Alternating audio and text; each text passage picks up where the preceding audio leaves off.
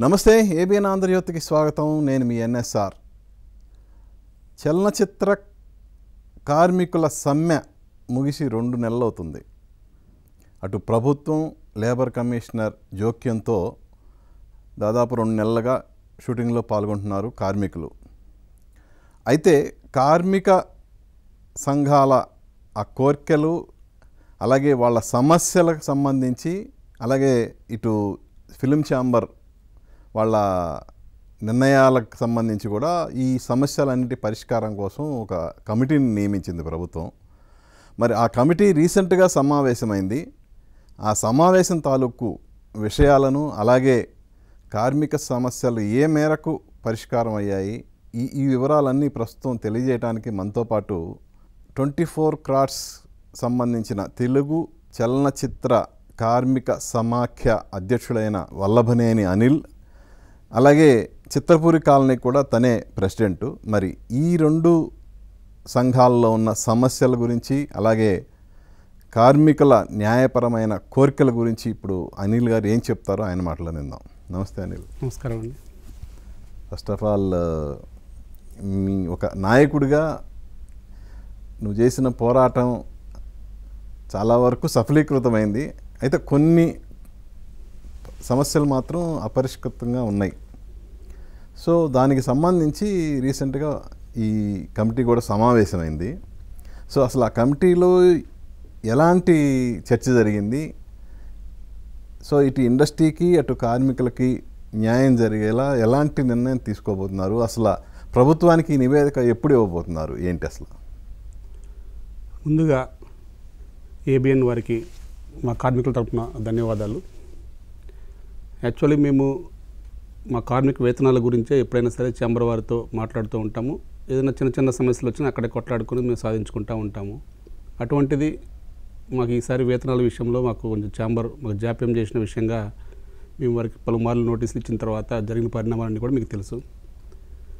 ఆ తర్వాత ప్రభుత్వ జోక్యంతో మా నిరసన విరమింపజేసుకొని మీకు న్యాయం చేస్తామని మాకు ప్రభుత్వ పెద్దలు, సినిమాటోగ్రఫీ మంత్రివర్యులు కానీ, తర్వాత ఇంకా తుమ్మల నాగేశ్వరరావు గారు కానీ, ఇట్లా దిల్ రాజు గారు కానీ, వీరందరూ కూడా, ఇట్లా వేం నరేందర్ రెడ్డి గారు, వీరందరూ కూడా, మన అట్లాగే ఛాంబర్ అధ్యక్షులు భరతభూషణ్ గారు, వీరందరూ కూడా పిలిచి మాట్లాడి ఈ సమస్య పరిష్కరిస్తాము, ముందు నిరసన విరమింపజేయండి అంటే, ఇక ప్రభుత్వ సూచన మేరకు గౌరవ ముఖ్యమంత్రి వర్యులు శ్రీ రేవంత్ రెడ్డి గారు వారి సూచన మేరకు మేము విరమింపజేసుకోవడం జరిగింది.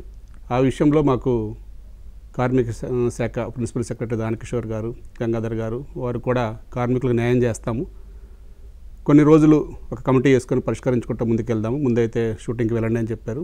వారి విషయంగా మేము వెంటనే ఇక నిరసన విరమింపజేసి తర్వాత గౌరవ ముఖ్యమంత్రి వర్యులు గారిని కూడా మేము కలిసి వారికి పూర్తి వివరాలు మేము వారికి వివరించడం జరిగింది. ఓకే, అంటే రీసెంట్గా ఈ కమిటీ సమావేశం అయింది కదా ఫ్రైడే. ఆ సమావేశంలో ఎలాంటి డిస్కషన్ జరిగింది? అసలు ఏంటి అసలు? యాక్చువల్లీ మాకు ఏదైతే మా కార్మికులందరికీ మొదటిగా ఇంతవరకు ఇండస్ట్రీ వచ్చి ఒక 40 years ముగుస్తుంది, ఇంతవరకు కార్మికుల కష్టాలు తెలుసుకున్న ఏ ఒక్క రాష్ట్ర ముఖ్యమంత్రి వర్యులు లేరండి ఇప్పటి వరకు.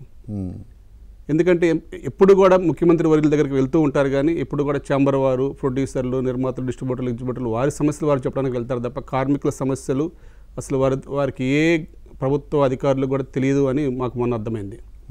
అసలు మేము ఉన్నామని మా కష్టం ఏంటో కూడా తెలియదు. మొన్న కూడా గౌరవ ముఖ్యమంత్రి వర్యులకి చాలా మా కార్మికులు మేము చేసే నిరసన వేరే రకంగా చేస్తున్నారని పలు విధాలుగా మా మీద నిందాపనిందాలుగానే చెప్పారు తప్ప మా కష్టాన్ని ఎవరికీ చెప్పలేదు. తర్వాత ముఖ్యమంత్రి గారు అసలు ఏంటి, వీళ్ళ కష్టం ఏంటి, వీళ్ళ నష్టం ఏంటి నేనే స్వయంగా తెలుసుకుంటానని చెప్పిన ఏకైక వ్యక్తి, కార్మికుల కష్టం డైరెక్ట్గా తెలుసుకుంటానని చెప్పిన మొదటి ముఖ్యమంత్రి వర్యులు శ్రీ రేవంత్ రెడ్డి గారికి అయితే మా కార్మికుల పక్షాన అందరి తరఫున ప్రత్యేక అభినందనలు తెలియజేసుకుంటున్నాం మీ ద్వారా. కానీ వారు మా అందరినీ పిలిచారండి. ఎవరైనా ఒకరిద్దరిని పిలుస్తారు కాదు, మా 24 కార్మిక సంఘాల నాయకులు అందరినీ పిలిచారు. ఎవరో 10 నిమిషాల అపాయింట్మెంట్ ఇచ్చారు, కానీ 3.5 గంటలు అసలు స్వయంగా ప్రతి యూనియన్ యొక్క కార్మికుడిని మాట్లాడిపించారు. మీ సమస్య ఏంటి అన్నారు. ఆ రోజు అందరూ ఉన్నారు, పెద్దలందరూ. వారి సమక్షంలో మా యొక్క కష్టాలన్నీ తెలుసుకున్న తర్వాత సరే ఏదేమైనా మన ఈ రాష్ట్ర ప్రభుత్వం రేవంత్ రెడ్డి గారి ఆధ్వర్యంలో తెలంగాణలో మన సినిమా పరిశ్రమలో చాలా పెద్ద హబ్బులాగా చేయడానికి మేము ప్రయత్నం చేస్తున్నాము. ఈ సమయంలో ఇలా నిరసన అనేది మంచిది కాదు అనే విషయం కూడా మాకు ఇప్పటివరకు తెలియదు. అసలు ప్రభుత్వం ఏ నిర్ణయాలు తీసుకోబోతుందనేది కూడా మా దృష్టిలో ఎప్పుడు రాలేదు, మాకు తెలియదు. కాబట్టి మేము ఇట్లా మా ప్రాబ్లం కోసం మేము చేయడం జరిగిందని చెప్పేసి ముఖ్యమంత్రి వర్యుల గారికి స్వయంగా మేము విన్నవించుకున్న తర్వాత వారు మీకు న్యాయం జరుగుతుంది, మీ సమస్యలన్నీ కూడా ఒక కమిటీ వేస్తామని వారు సూచన మేరకు ఒక కమిటీ వేయడం జరిగింది. ఆ రోజైతే మేము అసంపూర్తిగానే మేము ఆ నిరసన ముగించడం జరిగింది. ఆ తర్వాత మా సమస్యలన్నీ మా పెద్ద సమస్యలు కూడా కాదు, 2-3 సమస్యల మీదే మేము వారికి విన్నవించుకోవడం జరిగింది. వారు కూడా ఈ సమస్యల కోసమే మీరు ఇంత చేసింది, అటు నిర్మాతలు కూడా మరి సహకరించాలి కదా అని చెప్పేసి వారు చెప్పి సరే వారి నిర్ణయం కూడా ఏంటో తెలుసుకుందామని చెప్పేసి ఒక కమిటీ వేయడం జరిగింది. మన ప్రిన్సిపల్ సెక్రటరీ దానకిషోర్ గారు ఆధ్వర్యంలో లేబర్ కమిషనర్ గంగాధర్ గారు, దిల్ రాజు గారు, ఛాంబర్ నుంచి ఇద్దరు దామోదర్ ప్రసాద్ గారు, సుప్రియ గారు, ఒక ఫెడరేషన్ నుంచి నేను అమిరాజు గారు మొత్తం కమిటీ వేయడం జరిగింది. ఆ కమిటీ సుమారు మా నిరసన అయిపోయి కూడా ఒక 3 నెలలు అవుతుంది. మాకు ఎప్పుడు పిలుస్తారని ఆశిస్తూ ఉన్నాం. తర్వాత ఇంకా ఎప్పుడు వాళ్ళ టచ్లో ఉన్నాం. తర్వాత మాకు నోటీసుల ద్వారా తెలియజేసి నిన్న ఫ్రైడే మమ్మల్ని పిలవడం జరిగింది. దాంట్లో చాలా సానుకూలంగా నాకైతే చాలా సానుకూల వాతావరణం మాకు కనిపించింది. మేము ఏదైతే కోల్పోయామని చెప్పామో 99 కాల్ షీట్ కనుక వస్తే మాకు గౌరవ వేతనం కావాలని అడిగాము. ఆ రోజైతే మాకు 30% ఇచ్చారు గతంలో, అప్పుడు తాత్కాలికంగా. దాన్ని 50% అడిగాము, దానికి కూడా సుముఖత వ్యక్తం చేశారు. ఓకే. అట్లాగే సండేలు యాక్చువల్లీ మేము డబుల్ కాల్ షీట్ తీసుకునే వాళ్ళం సండే చేస్తే. మొన్న మాకు 1.5 కాల్ షీట్ చేశారు. మేము చేసేదాన్ని కోల్పోయామని చెప్పేసి మేము వారికి విన్నవించుకోవడం జరిగింది. సండే అనేది కంపల్సరీ ఎవరికైనా కావాల్సిందే కాబట్టి దాన్ని ఎలా చేయొచ్చు అనేది ఒకసారి మళ్ళీ నిర్మాతలతో మాట్లాడి అసలు ఎన్ని షూటింగ్లు జరుగుతాయి సండే, ఎలా చేయొచ్చు అనేది మాట్లాడి ఇమీడియట్లీగా అది కూడా మాకు అనుకూలంగా ఇస్తామని చెప్పారు. ఓకే. కానీ మొన్న మాకు జరిగింది ఏంటంటే మాకు ఉన్న 24 యూనియన్లలో కొన్ని యూనియన్లని సరే అగ్రిమెంట్ రూపంలో ఉంటాయి కాబట్టి ఒక 11 యూనియన్లు ప్రాబ్లం లేదు. మిగతా 13 యూనియన్లు ఆ డైలీ వేజెస్గా ఉంటాయి కాబట్టి వర్కర్స్ వైజ్గా వాటిల్లో కూడా కొన్ని భాగాలు విడగొట్టారు. అట్లా కాదు, మాకు అన్నిటికీ సమానంగా ఇవ్వాలి. ఫైటర్స్ కానీ, డ్యాన్సర్స్ కానీ, టెక్నీషియన్లు కానీ, ఇంకా ఇట్లా వివిధ రకాల జూనియర్స్ కానీ కొన్ని అగ్రిమెంట్ల రూపంలో ఆ రోజు డిస్కషన్లు పెట్టలేదు. ఆ డిస్కషన్స్ అన్నీ కూడా నిన్న సంపూర్ణంగా చర్చ జరగడం జరిగింది. ఓకే. అవన్నీ కూడా అందరికీ ఒక ఈవెన్గా ఉండాలని చెప్పాము. ఎవరైతే ఎక్కువ కాల్ షీట్ తీసుకుంటున్నారని మీరు చెప్తున్నారు, దానికి ఏదైనా కూర్చొని మాట్లాడదాం. కానీ ఇట్లా దాంట్లో ఒకరికి ఇచ్చి ఒకరికి ఇవ్వకుండా ఉండటం కరెక్ట్ కాదు. 99 కాల్ షీట్ అనేది అందరికీ ఇవ్వాలని చెప్పాము. అంటే 99 కాల్ షీట్ జరిగితే, బట్ 99కి ఒక విధంగా అంగీకారం అయితే వచ్చింది. అంగీకారం వచ్చింది. మేము అడిగిన వేతనం కూడా ఇస్తా అన్నారు. మేము అడిగిన వేతనం ఇస్తే మేము చేస్తా అని చెప్పాము.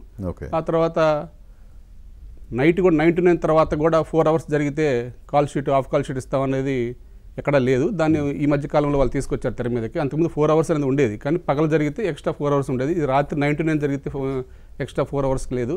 అటువంటి చిన్న చిన్న పాయింట్ అన్నీ కూడా డిస్కషన్ జరిగాయి. అట్లాగే వారికున్న సమస్యలు వారు చెప్పారు, నిర్మాతకున్న సమస్యలు, మాకున్న సమస్యలు మేము చెప్పాము. ఏదన్నా అంతిమంగా 1-2 రోజుల్లోనే అది ఒక పేపర్ పరంగా బయటకు వస్తుందని మేము ఆశిస్తున్నాం. ఓకే. కానీ యాక్చువల్గా కంపేర్ టు అంటే ఇండియాలో ఉన్న ఇతర రాష్ట్రాల్లో అమల్లో ఉన్న వేతనాలకి మన దగ్గర అమల్లో ఉన్న వేతనాలకి ఉన్న డిఫరెన్సెస్ ఏంటి అసలు?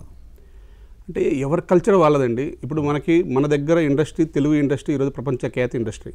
మనకి ఇప్పుడు కూడా మన రూల్స్ మనమే పెట్టుకొని మన ఛాంబర్కి అనుబంధంగా మనం వెళ్తూ ఉన్నాం. ఇప్పుడు చెన్నై వాతావరణం చెన్నైకి అనుగుణంగా ఉంటుంది. ఇప్పుడు బాంబే వాతావరణం బాంబేలో 8 అవర్స్ కాల్ షీట్లే. వాళ్ళ చట్టాలు వేరు, వాళ్ళ వ్యవస్థలు వేరు. అట్లా బెంగళూరు ఉంది, బెంగళూరు అటు కేరళ, అట్లాగే కలకత్తా. మనకున్న 6 ఫెడరేషన్లు వివిధ రకాలుగా ఉన్నా కానీ చిన్న చిన్న వ్యత్యాసాలతో ఉంటున్నాయి తప్ప అందరికీ ఒకటే రూల్స్ అండి. ఏదైనా సరే మాది ఆల్ ఇండియా కాన్ఫెడరేషన్, 6 ఫెడరేషన్లు గుర్తింపు పొందిన ఆల్ ఇండియా కాన్ఫెడరేషన్ ఉంది. దానికి అనుబంధంగానే జరుగుతూ ఉంటాయి. వేజెస్ అనేది అక్కడున్న వాతావరణ పరిస్థితులు, అక్కడున్న ట్రాఫిక్ సమస్యలు, అక్కడున్న అనుకూలంగా అంటే మనం షూటింగ్ 6 o'clock అంటే ఎవరు ఎలా వస్తారు, అక్కడ ఆ ఏరియాలో ఉన్న కల్చర్ని బట్టి ఆ వేతనాలు ఉన్నాయి తప్ప వేరే ఎక్కడా ఏం లేదు. అందరికీ ఒక ఈవెన్గానే ఉన్నాయి. ఒక 50 రూపీస్ 100 రూపీస్ డిఫరెన్స్లో ఉంటాయి తప్ప భారీ వ్యత్యాసాలు అయితే ఎక్కడ లేవండి. కాబట్టి ఇప్పుడు బాంబే ఉంది, Bombay 8 hours call sheet. Okay. Chennai ఉంది, చెన్నైలో అంటే ఒక 10 కిలోమీటర్లు దాటితే ఒక రేషియో, 26 కిలోమీటర్లు దాటితే ఒక రేషియో అట్లా ఉంది. ఇప్పుడు మనకేంటి 50 కిలోమీటర్స్ బిలో మనకు ఒకటే కాల్ షీట్. మన ఏరియాని బట్టి, మన విస్తీర్ణాన్ని బట్టి, అక్కడ ట్రాఫిక్ సమస్యలను బట్టి కాల్ షీట్ నిర్ణయాలు, టైమింగ్స్ పెట్టి ఉన్నాయండి. ఓకే. అంటే యాక్చువల్గా వాళ్ళు రేజ్ చేసింది ఏంటంటే మన తెలుగులోనే ఇప్పటి వరకు మన కార్మికుల యూనియన్స్కే మనం ఎక్కువ వేజెస్ అనేవి ఉన్నాయి, ఇంకా పెంచమంటాం కరెక్ట్ కాదు అనేది వాళ్ళ మెయిన్ వాదన. సో అందుకని అది అడిగాను నేను. ఆఫ్ కోర్స్ ఇప్పుడు వాళ్ళకి పరస్పర అంగీకారం కాబట్టి అంటే వాళ్ళ వాదన కరెక్టే అండి, కానీ వాళ్ళ వాదన ఏంటంటే మనకి ఎవ్రీ టైం ఇస్తూను మనం ఒక అంగీకారంతో వెళ్తూ ఉన్నాం. గతం నుంచి కూడా ఒక అంగీకారంతో ఇంత పర్సంటేజ్ ఈ కండిషనల్ ప్రకారం ఒక అగ్రిమెంట్ రూపంలో వెళ్తూ ఉన్నాం. దాని ప్రకారమే అడుగుతున్నాం తప్ప కొత్తగా ఇప్పుడు కాలానుగుణంగానే రేట్లు పెరుగుతున్నాయి, కాలానుగుణంగానే పని పెరుగుతుంది, ఆరోగ్య సమస్యలు వస్తున్నాయి, మీకు అన్నీ తెలుసు. దానికి అనుగుణంగానే మేము అడుగుతున్నాం తప్ప వాళ్ళు అడిగిన గతంలో మాకు వాళ్ళకు ఉన్న అగ్రిమెంట్ ప్రకారం తప్ప మేము గతంగా వేరే రకంగా ఏమైనా మాట్లాడితే మేము అత్యాశపడి అడిగినట్టు కానీ ఇంకో రకంగా ఉంటుందండి. వాళ్ళు అనేది ఏంటంటే ఇప్పుడు ఇండస్ట్రీ పరిస్థితి బాగలేదు అనేది వాళ్ళు చెప్పిన వర్షన్లు వాళ్ళకు ఉన్నాయి, కానీ మాకు ఆ వర్షన్లతో మా కష్టం ఏదైనా ఒకటే కదండి. మేము అనేది కష్టం అని మా కష్టానికి ఇవ్వమంటున్నాం తప్ప మాకు ఆ లాభ నష్టాలతో కానీ ఇంకొక విషయాల్లో కానీ మేము ఎప్పుడు దాంట్లో తలదూర్చము. అసలు మాకు ఎప్పుడు కూడా అత్యాశ మా కార్మికులకు ఉండదు. ఇంకోటి కార్మికులు స్కిల్ ఉన్న వ్యక్తులతో పని చేయించుకోవటం అనేది మా హక్కు అది, అంతేగాని కంపల్సరీగా ఈ యూనియన్లో ఉన్న వాళ్ళనే తీసుకోవాలి అని అనటం కరెక్ట్ కాదు అనేది వన్ ఆఫ్ ది మెయిన్ ఆరోపణ ఫిల్మ్ ఛాంబర్ నుంచి. సో ఆ విషయంలో ఎలాంటి నిర్ణయం తీసుకున్నారు? నాకు అది కూడా నేను డిస్కషన్ జరిగిందండి. మన దగ్గర స్కిల్ ఉన్నంత వరకు మన దగ్గర సభ్యులనే వాడండి. మన దగ్గర సభ్యుల్లో స్కిల్ లేదని మీరు భావిస్తే బయట నుంచి తెచ్చుకోవడానికి కూడా మాకు అభ్యంతరం లేదు. అలా అని చెప్పేసి మన దగ్గర ఉన్న కార్మికులకి, మన దగ్గర ఉన్న మెంబర్స్కి, యూనియన్ మెంబర్స్కి ఆ స్కిల్ డెవలప్మెంట్ చేయమని మేము కోరాం. ఇప్పుడు మన దగ్గర మన సభ్యుల్ని స్కిల్ డెవలప్మెంట్ చేసుకొని మనం డెవలప్మెంట్ చేసుకుంటేనే కదండి మన రాష్ట్రం కానీ మన సభ్యులు కానీ మన పురోగతి చెందేది. అది చేయాల్సింది ఎవరు? మనకున్న స్టూడియో యాజమాన్యం కానీ లేకపోతే నిర్మాతల మండలి కానీ వాళ్ళంతా కూడా ఇనిషియేటివ్ తీసుకొని ఈ కొత్త కెమెరా వస్తుంది, లేకపోతే ఈ కొత్త టెక్నాలజీ వస్తుంది, దీనికి మేము స్కిల్గా క్యాంపులు పెడుతున్నాం అని చెప్పేస్తే మేము పార్టిసిపేషన్ చేయకపోతే మమ్మల్ని అనాలి. ఇప్పుడు కొత్త కెమెరాలు వస్తాయి, కొత్త కెమెరాలతో పాటు మన సభ్యులు ఎవరు కాకుండా ఇప్పుడు కొత్త టెక్నాలజీ మారుతుంది కదా అంటే మరి ఈ పాత మనుషులందరూ నేర్చుకోను అంటే కొత్త వాళ్ళని తెచ్చుకోవడం తప్పులేదు. అసలు మీరు ఎప్పుడైనా క్యాంపులు పెట్టారని చెప్పి మేము అడిగాము. మేము కంపల్సరీగా స్కిల్ డెవలప్మెంట్కి అయితే మేము అందరూ పూర్తిగా సహకరిస్తామని చెప్పాము. ప్రభుత్వం కూడా మొన్న రేవంత్ రెడ్డి గారు కూడా కంపల్సరీగా ఈ స్కిల్ ఇండస్ట్రీ అనేది గవర్నమెంట్ తరఫున ఒకటి ఏర్పాటు చేస్తామని చెప్పారు. మన సినిమా ఇండస్ట్రీ నుంచి అటు పెద్దలని ఇటు ప్రభుత్వం తరఫున అది ఎలా ఏర్పాటు చేయాలని ఒక కమిటీ వేసి దానికి సపరేట్గా, ఎందుకంటే ఇది నిరంతరామం ఉండేది కాబట్టి స్కిల్ అనేది కంపల్సరీగా టెక్నాలజీ అనేది నిరంతరామంగా ఉండేది కాబట్టి దానికి ఎలా చేయాలనేది ఏ సంస్థతో అనుబంధం చేస్తే బాగుంటుంది అనేది అది కూడా నేను డిస్కషన్ జరిగిందండి. ఓకే. ఇంకొకటి అండి, ఇప్పుడు ఒక ప్రతిభావంతుడైన కార్మికుడు తన యూనియన్లో చేరాలంటే ఆ యూనియన్ తాలూకు ఆ మెంబర్షిప్ ఫీజు అనేది అసలు అందుబాటులో లేకుండా ఉంది. మా దగ్గర ఉన్న స్కిల్ని మేము ప్రదర్శించుకోవాలంటే యూనియన్లో చేరాలన్నా అంటే అఫ్కోర్స్ నామినల్ ఫీజు ఉంటే ఓకే, కానీ అంతంత ఫీజులు కట్టి మేము సంపాదించిందంతా ఆ యూనియన్ కార్డుకే పెట్టాల్సిన పరిస్థితులు అయితే ఉన్నాయి అనేది మెజారిటీ స్కిల్ ఉన్న కార్మికుల ఆరోపణ. దాని మీద ఏంటి మీ స్పందన ఏంటి? యాక్చువల్లీ ఏంటంటే 1-2 కావాలని క్రియేట్ చేసి నా మనిషిని నేను పెట్టుకుంటాను అన్న విషయంగా వచ్చినప్పుడు మాత్రం ఎన్ని వస్తున్నాయండి ఇన్సిడెంట్స్. మా అసోసియేషన్స్లో కానీ యూనియన్స్లో కానీ యూనియన్ కార్డు విషయంలో కార్మిక శాఖ ఏ విధంగా ఉంటుందో దాని ప్రకారమే ఉంటుందండి. మీరు అన్న విధంగా మేము డెవలప్మెంట్ ఫండ్ విధంగా కానీ అలా తీసుకుంటాం. ఎందుకంటే ఆ కార్మికుడికి సంబంధించిన ఇన్సూరెన్స్లు కానీ లేకపోతే మ్యారేజ్ అయినా కానీ ఏమైనా యాక్సిడెంట్ అయినా కానీ అలా యూనియన్లు ఆదుకోవడానికి మేము సంక్షేమానికి తీసుకుంటాం తప్ప మేము మెంబర్షిప్ విషయంలో ఏం లేదండి. స్కిల్ అనేది కనుక ఎవరైనా వస్తే ఈ విషయం మొన్న మాకు వచ్చిందండి. ఈ విషయం మీదే మాకు ఒక 10 మీటింగ్లు జరిగాయి. మేము క్లారిటీగా యూనియన్స్కి కానీ అసోసియేషన్ కానీ కంపల్సరీ చెప్పాము. స్కిల్ ఉండి కనుక నిజంగా కనుక డబ్బు గట్టలేకుండా అలా ఉన్న వాళ్ళు ఉంటే మాత్రం తప్పనిసరిగా కార్డులు ఇవ్వాలని చెప్పాము. ఆ సమస్య ఇప్పుడు లేదండి, ఇప్పుడు ప్రశాంతంగా నడుస్తుంది. అటువంటి స్కిల్ ఉండి వాళ్ళు ఎవరైనా వస్తే ఫస్ట్ ప్రయారిటీ వాళ్ళకే ఇస్తున్నాం. వాళ్ళకి మాకు డెవలప్మెంట్ ఏం అక్కర్లేదు, మేము యూనియన్లో సభ్యత్వం తీసుకుంటాను, పని చేస్తాను అని కనుక నిజంగా పని ఉండి కనుక ఉంటే కొందరు ఏదంటే ఫ్యాషన్గా ఓన్లీ కార్డ్స్ తీసుకుందాం అంటారండి. అంటే ఎవరంటే వాళ్ళు వచ్చేసి కార్డ్స్ ఇవ్వమంటే ఇవ్వలేం కదండి. మనకు కూడా ఒక యూనియన్స్కి రూల్స్ ఉంటాయి, మీరు పని చేస్తారా లేదా అని. ఆ యూనియన్ వాళ్ళు ఆ నిర్ణయం తీసుకోవాలి అతనిలో ఎంత స్కిల్ ఉంది ఏంటి అనేది. ఇప్పుడు అది చేస్తున్నామండి. అసలు ఆ రిమార్క్ అయితే ఇప్పుడు లేదు, ఇంకా మాకు క్లారిటీగా ముందుకెళ్తున్నాం. మోర్ ఎవర్ ఫీజు అనేది ఒక యూనియన్కి మెంబర్షిప్ కార్డు తీసుకోవాలంటే లక్షల్లో ఫీజు ఉండటం అనేది ఎంతవరకు కరెక్ట్? అంటే ఒక కార్మికుడు అనేవాడు తన కుటుంబానికి సంపాదించడానికి ఈ వృత్తిలోకి వస్తాడు, తనలో ఉన్న నైపుణ్యాన్ని ప్రదర్శించుకోవాలనే ఒక ఉత్సాహంతో వస్తాడు. కానీ మన కళ్ళెదుట కొండలాగా ఆ మెంబర్షిప్ అమౌంట్ అనేది కనిపించినప్పుడు అది ఎలా సాధ్యపడుతుంది అసలు? అంటే దానికి ఒక రిస్ట్రిక్షన్ పెట్టుకోకపోతే అది ఉండదు, అంత ఉండదండి. ఎట్లా అంటే ఇప్పుడు మన ఇండస్ట్రీ అనేది ఒక ఒక చిన్న స్కేల్లో ఉంటుంది. ఆ స్కేల్ ఇండస్ట్రీకి ఎంత ఇండస్ట్రీ ఎన్ని సినిమాలు జరుగుతాయి సంవత్సరానికి, ఎంత షూటింగ్లు జరుగుతాయి, ఎంత ప్రోడక్ట్ బయటికి పోతుంది, దాన్ని బట్టి కార్మికులు అనేది ఉంటారు. కానీ ఇంకా కంటిన్యూగా స్కిల్ అనే పేరుతో అందరినీ చేస్తే ఇప్పుడు 30 years నుంచి కానీ ఒక స్కిల్ ఉండి ఆల్రెడీ పనిచేస్తున్న వాళ్ళకి కానీ, అంటే మీరు అన్నట్టుగా డైరెక్టరు, కెమెరామెన్ అటువంటి అంటే ఎవరైనా తెచ్చుకోవచ్చు అంటే అది మన టాలెంట్ మీద మెయిన్ కాన్సెప్ట్లు. కానీ ఇప్పుడు లైట్ మ్యాన్కి స్కిల్ అంటే ఆ లైట్లు, ఆ టెక్నాలజీ దాని మీదే ఉంటుందండి. ఆ స్కిల్ పనిచేస్తున్న వాళ్ళు మన దగ్గర చేస్తున్నారు. ఇప్పుడు వీళ్ళకే పని లేదు అనుకుంటే మళ్ళీ కొత్త వాళ్ళని తీసుకొస్తే ఇప్పుడు ఉన్న కార్మికుడు ఎడిపోతాడు, వీడికి ఈ సినిమా పరిశ్రమలో ఈ సినిమా రంగం తప్ప వేరే తెలియదు. అటువంటిప్పుడు వీళ్ళకి పని కల్పిస్తూ వీళ్ళు కాకుండా ఇంకా ఎక్కువ మంది పట్టినప్పుడు మీరు నిజంగా మీరు అన్న విధంగా వర్తిస్తుంది. ఇప్పుడు మన దగ్గర ఎంత ఒక ఇండస్ట్రీ దాని ప్రొడక్ట్ ఎంత, దాని వాల్యూ ఎంత, దానికి తగ్గట్టు ఎంప్లాయీస్ని తీసుకుంటాం. కానీ దానికి మించి తీసుకోవాలంటే ఇట్లా ఓపెన్ చేస్తే ఏమైంది, ఓపెన్ మార్కెట్ అయిపోతుంది. అందరూ స్కిల్ పేరుతో వస్తారు. డ్రైవర్స్, ప్రొడక్షన్ యూనియన్ ఇలాంటి అంటే తక్కువ స్కిల్ ఉన్న యూనియన్స్ కూడా లక్షల్లో ఫీజు ఉంది. సో దాని గురించి ఏం చెప్తారు? ఇప్పుడు వాళ్ళు ఉన్నారండి. ఇప్పుడు ఆ యూనియన్లో తక్కువ స్కిల్ అన్నారు. వాళ్ళ డ్రైవర్స్ ఉన్నారు. ఇప్పుడు డ్రైవర్స్ సపోజ్ 750 మంది ఉన్నారండి మన ఇండస్ట్రీలో, మన యూనియన్లో. ఇప్పుడు ఉండటానికి 1030 మంది ఉన్నారు. వాళ్ళు మిగతా వాళ్ళు పని చేయరు. 700 మంది పని చేస్తారు. ఇప్పుడు 700 మందికి పని దొరకట్లే ఇక్కడ. ఇప్పుడు 700 మందికి రోజు పని లేదు. మహా అయితే ఇప్పుడు సమ్మర్లో గట్టిగా మంచి పెద్ద సినిమాలు సంక్రాంతి టైంలో కానీ, దసరా సమయంలో కానీ, ఆ సమయంలో మాత్రమే ఇండస్ట్రీ అంతా ఫుల్ బిజీగా ఉంటుంది. మిగతా సమయంలో 700 మందిలో 350 మందికి పని దొరికితే 350 మంది ఖాళీగానే ఉంటారు. ఇంకా కొత్త వాళ్ళు ఇంకొక 300 మంది మేము మాకు కార్డు కావాలని మేము డ్రైవర్స్గా పని చేస్తామని చెప్పేసి వచ్చేస్తే ఇట్లా కార్డులు ఇచ్చుకుంటా పోతే దానికి ఒక రిస్ట్రిక్షన్స్ కోసం పెట్టాము. ఆ రిస్ట్రిక్షన్స్లో కూడా ఈ ఉన్న 700 మంది భద్రత కూడా చూసుకుంటా పెట్టారే. కానీ దానివల్ల ఆ డబ్బు మిస్యూజ్ ఎక్కడ జరగదు. దానివల్ల ల్యాండ్లు ఇప్పుడు వాళ్ళకి ల్యాండ్స్ ఇస్తున్నారు. ఏమైనా చనిపోతే కనుక 10 లక్షల రూపాయలు వెంటనే కుటుంబం గవర్నమెంట్ కూడా ఇవ్వదండి. 10 lakhs వెంటనే చెక్ ఇస్తారు. మళ్ళీ ఇంట్లో ఒక బాబు 10th class కానీ, పాప 10th class కానీ పాస్ అయితే దానికి ఇస్తారు. ఇంటర్మీడియట్ ఫీజులు ఇస్తారు. అవన్నీ ఉన్నాయి. అవన్నీ కూడా మొన్న మేము అన్నీ కూడా అవి కూడా ఎక్స్ప్లెయిన్ చేశాక అవునా ఇన్ని ఇస్తారా మీరు అన్న తర్వాత కూడా అది సంక్షేమం కోసం చేసుకునేది.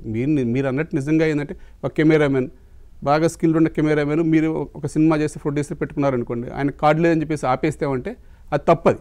అది నేను దాన్ని కూడా ఖండించాను. మొన్న మా చర్చల్లో ఎటువంటివి వచ్చినాయి అంటే మాకు ఖండించాము. తర్వాత ఛాంబర్ నుంచి కూడా కొన్ని కంప్లైంట్స్ పెడితే అవన్నీ వెంటనే రెక్టిఫై చేసాము. అటువంటి చిన్న చిన్న సమస్యలు ఏదైనా ఉన్నా అంటే మొన్న సమస్య పెరిగేసరికి దాన్ని ఎస్టాబ్లిష్ చేశారండి.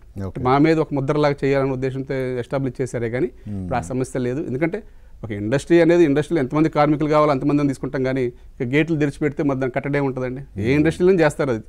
ఇప్పుడు మన గేట్లు ఓపెన్ చేస్తే ఎవరైనా వస్తారు. ఇప్పుడు మన ఆఫీస్కి ఓపెన్ చేస్తే అందరు రారండి, నాకు జాబ్ కావాలని అందరికి ఇవ్వగలమా మనం? మన ప్రోడక్ట్ ఎంతవరకు ఉంటుందో అంతవరకు ఉంటుంది. ఇప్పుడు ఉన్న స్టాఫ్ను మనం కరెక్ట్గా చూసుకుంటే మిగతా వాళ్ళకి పని ఉండదు కదండి.